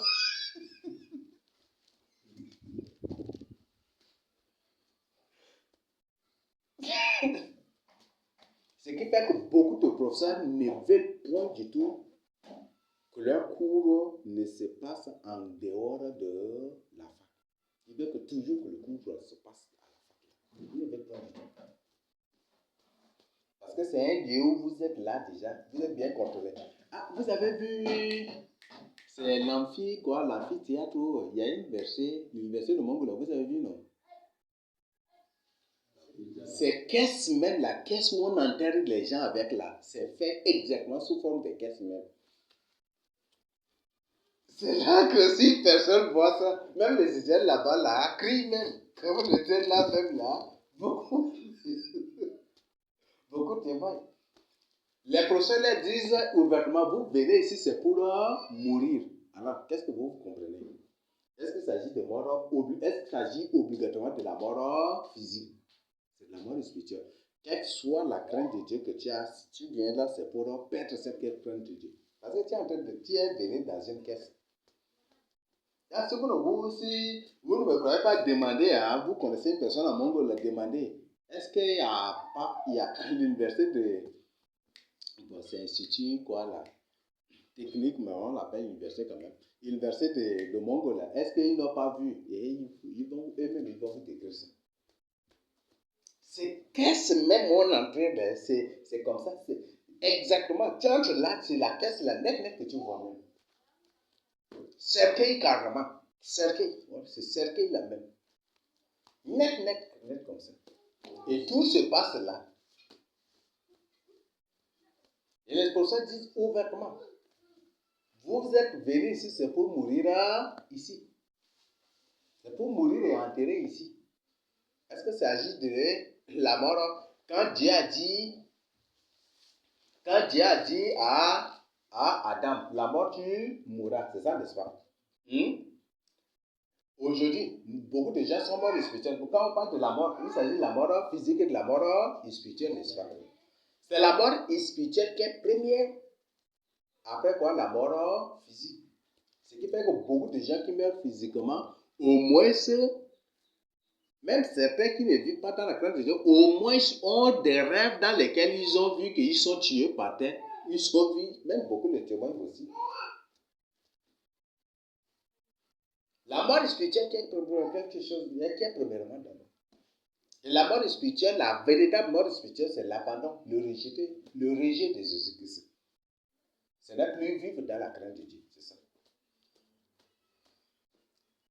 Et là-bas, l'amphi-cercueil, moi je l'appelle c'est l'amphi-cercueil. C'est là. Vous voyez ça? Donc, c'est un lieu de rejet de Jésus-Christ. Très dangereux pour la société. Donc, voilà des choses dans lesquelles nous vivons. Très, très, très dangereux. Donc, le Seigneur, vous voulez qu'on continue encore, non? On continue encore ou on s'arrête? Vous êtes encore, comme il y a des frères qui sont dehors, je ne sais pas.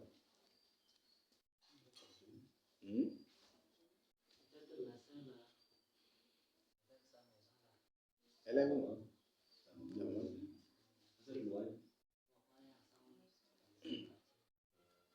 Si c'est comment même Berger va la déposer en moto. C'est comment Berger va la déposer, non? Voilà. Donc, le Seigneur dit tous ceux qui sont venus avant lui sont des brigands, des voleurs et des brigands. Donc, ce sont des Boko Haram. Donc, Krishna, c'est un Boko Haram. Et tous ceux qui viennent avant le règne du 1000 ans du Seigneur Jésus-Christ, comme des sauveurs, des seigneurs, des messies, des solutions aux problèmes des Africains, des solutions aux problèmes de l'humanité, sont tous des Boko Haram. Ce sont des bandits. Donc, c'est ça ce que Jésus-Christ nous dit. C'est bon? Voilà, c'est ça, je crois qu'il n'y a pas de question, non? Ce sont tous des bandits. Donc, tous ceux qui sont venus avant Jésus-Christ de Nazareth sont tous des bandits. Donc, ils viennent. Jésus-Christ est venu en tant que Messia. Ah, je profite aussi. Christ, là, c'est aussi... Bon. Quand ils disent Christ, là, c'est faux. En ça, là, c'est Kyris.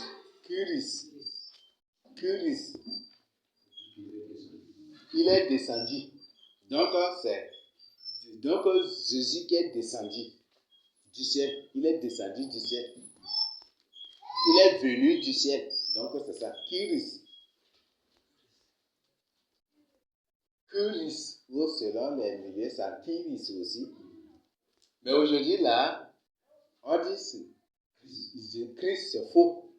Christ vient de Krishna. Et il y a certains qui, pour aggraver, qui sont des ennemis de Dieu, qu'est-ce qu'ils disent? Jésus crie. C'est ça, non? Jésus crie.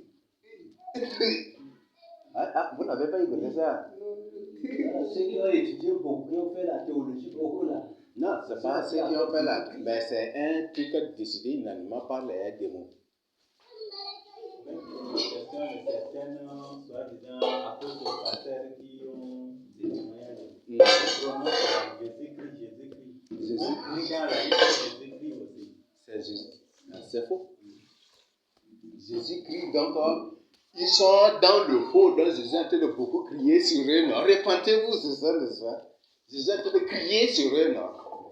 Jésus crie sur eux, n'est-ce pas? Ah, donc ce sont des faux, donc c'est pour ça que Jésus crie sur eux. Une personne est dans la vérité, est-ce que Jésus crie encore sur lui? Donc c'est normal, c'est compréhensible aussi. Ils sont dans le faux, donc ce sont des bandits, ce sont des faux pasteurs, des faux prophètes, donc c'est tout à fait normal qu'ils disent Jésus crie. Parce que Jésus crie sur eux, c'est ça, non? Comme Jean-Baptiste a crié, repentez-vous quand le roi de ciel est proche à Jésus, en train de crier aussi ainsi sur eux. Donc c'est pas aussi surprenant. Donc Kyris, selon les milieux, c'est Kyris. Donc c'est ça, Kyris. Donc il est descendu. Il est venu du ciel. Donc c'est ça. Et ils disent que non. Bon, on est dans un monde de terrible. C'est un mot purement ça. Kyris. Donc nous les élus maintenant là, on connaît déjà le vrai, donc on emploie Jésus Kyris. Donc c'est mieux. On emploie Jésus Kyris là, c'est mieux par rapport à Jésus Christ. Parce que c'est un homme purement sarment. Il est descendu du ciel. Il est venu du ciel. Donc là, c'est mieux d'employer Kyris. Kyris. Donc c'est ça. Par exemple, Jésus Kyris Dorate, c'est ça non? Voilà. Donc c'est ça. Jésus Kyris Dorate, donc c'est ça en ça. Ou Kyris. Donc Kyris, même ça signifie descend du ciel. Il est descendu du ciel. Il est venu du ciel. Donc c'est ça. Voilà. S'il n'y a pas de questions, tu vas nous lire le verset 9. Je suis la porte, si quelqu'un entre par moi, il sera sauvé. Il entrera et il sortira, et il trouvera des pâturages. Donc il n'y a qu'une seule personne qui est la porte du ciel. C'est Jésus Christ. C'est lui qui dit. Mais comme c'est des mots là, Jésus Christ, non? Christ, donc c'est ça, il est descendu du ciel. Donc c'est Jésus Christ seul. Donc ce n'est ni un homme politique. Le Seigneur les appelle tous des voleurs et des brigands. Et l'histoire des Anunnakim prouve que tous ces gens sont tous leurs semences. C'est tous ceux qui les ont créés. Ces présidents, ces ministres, la plupart de ces députés, de ces grands hommes d'affaires, de ces administrateurs internationaux ou mondiaux, tous, ce sont des Américains qui les ont créés. Le but, c'est pour qu'eux, ils travaillent de manière c'est pour qu'eux, ils travaillent dans la direction de l'ordre mondial. Pour coordonner. Bon, ils travaillent dans le sens de l'ordre mondial. Et c'est ça. C'est pour qu'eux, ils arrangent tout. Bon, eux, ils sont comme des Jean-Baptiste, en d'autres termes. Est-ce que ça comprend?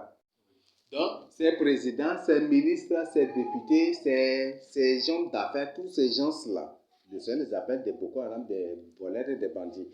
Donc, tous ces gens-là, ils sont comme des Jean-Baptiste. Jean-Baptiste est venu pour apprendre le chemin du Seigneur. C'est ça, non? Oui. C'est pour préparer les gens pour... C'est ça, n'est-ce pas? Donc, ces gens-là, ces présidents, ces ministres, ces députés, tous ces gens-là, même si c'est un général, même si c'est qui, tous travaillent dans un seul, même si l'ONU, même si c'est qui, tous travaillent dans un même sens. Préparer les gens pour l'arrivée de l'Antichrist. Donc, préparer les gens. Jean-Baptiste a préparé les gens dans la repentance, c'est ça, n'est-ce pas? Pour accepter Jésus-Christ, c'était ça, non? Mais eux, leur maître là s'appelle l'homme du péché. Alors, ils vont préparer comment l'arrivée de l'Antichrist. Donc, ils vont faire que les gens commettent beaucoup de péchés pour accueillir joyeusement l'Antichrist, l'homme du péché.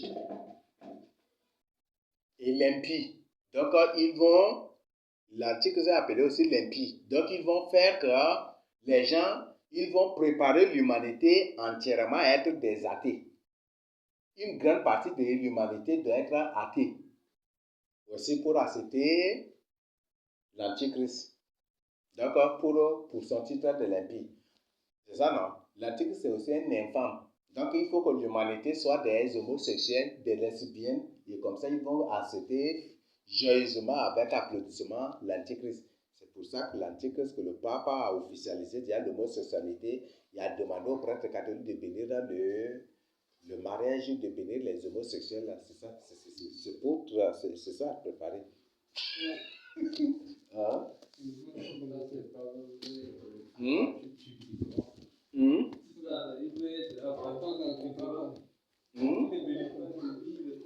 Voilà. Et l'Antichrist a appelé aussi l'Assyrien. C'est ça, non? L'Antichrist a appelé l'Assyrien. Ça veut dire quoi? L'Assyrien, c'est un grand l'Assyrien. Les rois assyriens, c'est des grands dictateurs. Et c'est des grands désordonnés. Ce qui fait qu'aujourd'hui, ils sont en train d'agir exactement aussi comme les rois assyriens. Il y a beaucoup de réfugiés en ces derniers temps. Ça fait que les populations ne font que se mélanger au fur et à mesure qu'aujourd'hui. C'est ça, non? C'est la pratique des Assyriens. Ici au Tchad, même des réfugiés, là, ce n'est pas à compter. Hein. C'est ça, non? Les camps réfugiés, ce n'est pas à compter. C'est ça, n'est-ce pas? Donc, c'est ça. C'est pour eux. Donc, ils préparent assyriennement l'humanité pour accueillir le véritable Assyrien qui est l'Antichrist. L'Antichrist est appelé aussi Pharaon.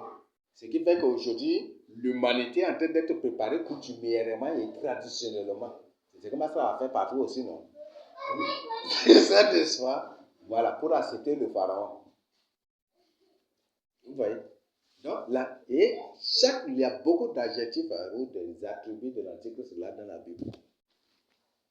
Et c'est ça. C'est donc ces présidents, tous ces gens que je venais de citer là, ils travaillent dans ce sens pour accepter leur chef suprême qui est l'Antichrist. Et qui est là déjà aussi. Voilà, ce qui fait qu'aujourd'hui, le monde vit de plus en plus dans le péché. Et même Jésus a dit, l'heure vient où, et le Seigneur Jésus a posé, c'est lorsque le Fils de l'homme reviendra sur la terre, quand le Fils de l'homme reviendra sur la terre, trouvera-t-il encore de la foi? C'est ça, n'est-ce pas?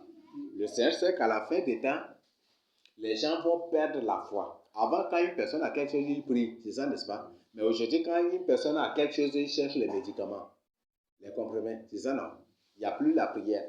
Donc, le Seigneur sait qu'à la fin des temps, les gens vont abandonner la prière. Les gens ne vont plus le consulter pour leur maladie, cas de maladie, de ceci. Mais les gens vont se tourner plutôt vers la médecine. Le Seigneur savait très bien.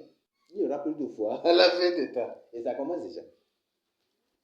Le Seigneur sait. Et le Seigneur sait qu'à la fin des temps, des vaccins vont sortir pour imposer aussi aux gens. Et ça va jouer vraiment sur les gens aussi. Aujourd'hui, même un chrétien, pasteur, même s'il est malade là, c'est les comprimés premièrement. C'est ça, n'est-ce pas? C'est les comprimés. Après la prière. Même après la prière, les comprimés toujours. Parce que les disciples là-bas, là, ils ne délivraient pas les comprimés. Par exemple, Luc là, c'est un médecin, non? Hein, Luc là, le livre de Luc là, c'est un grec, non? Et c'est un médecin, non? Il a commencé jusqu'à pour obtenir son doctorat ou pour être un médecin. C'est ça, n'est-ce pas? Mais il a abandonné la médecine pour suivre Jésus-Christ. Et en suivant Jésus-Christ, est-ce qu'il a guéri les gens avec les comprimés ou avec les trucs traditionnels? Non, avec le nom de Jésus-Christ, non. Mais aujourd'hui, tout est renversé. Lui qui travaille avec Paul, non. S'il guérissait avec les remèdes traditionnels, Paul allait en parler.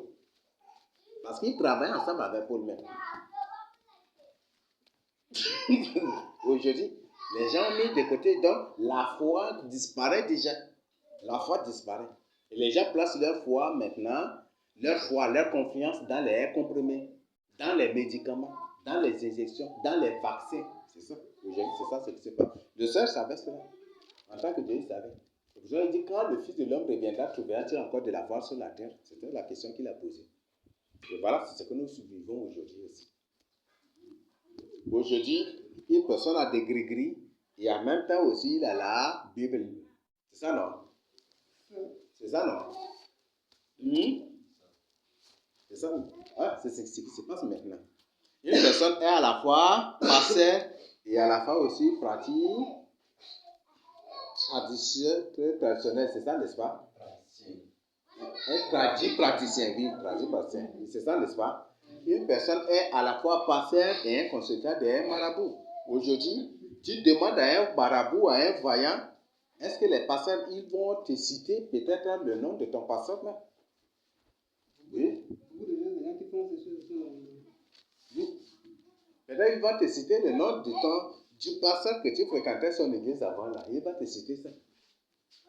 Et les gens que les marabouts connaissent beaucoup en ces derniers temps, c'est les pasteurs. Et c'est les pasteurs même qui disent, j'ai un meilleur marabout là, tu payes, lui là, tu parles, le trouver, il va te donner une solution, il aide à ton problème, c'est ça, n'est-ce pas? Donc les personnes n'orientent pas aujourd'hui, les gens veulent. Mais ça se passe en secret. Ça se passe en secret. Voilà, c'est ça ce qui se passe aujourd'hui. Il y a des marabouts même qui le disent, il y a des marabouts même qui disent à Ozeli que vous là, vous êtes dans la vérité. Tous ces pasteurs qui vous combattent, tous ces pasteurs là, ce sont des gens qui nous consultent ici. On a leur numéro ici. Ils nous appellent directement au téléphone pour régler leurs problèmes. Mais vous, là, on n'a vu aucun de vous venir nous consulter ici. Vous, là, vous êtes dans la vérité. Et tous ces personnes-là, c'est des gens qui nous consultent ici. On a leur numéro ici.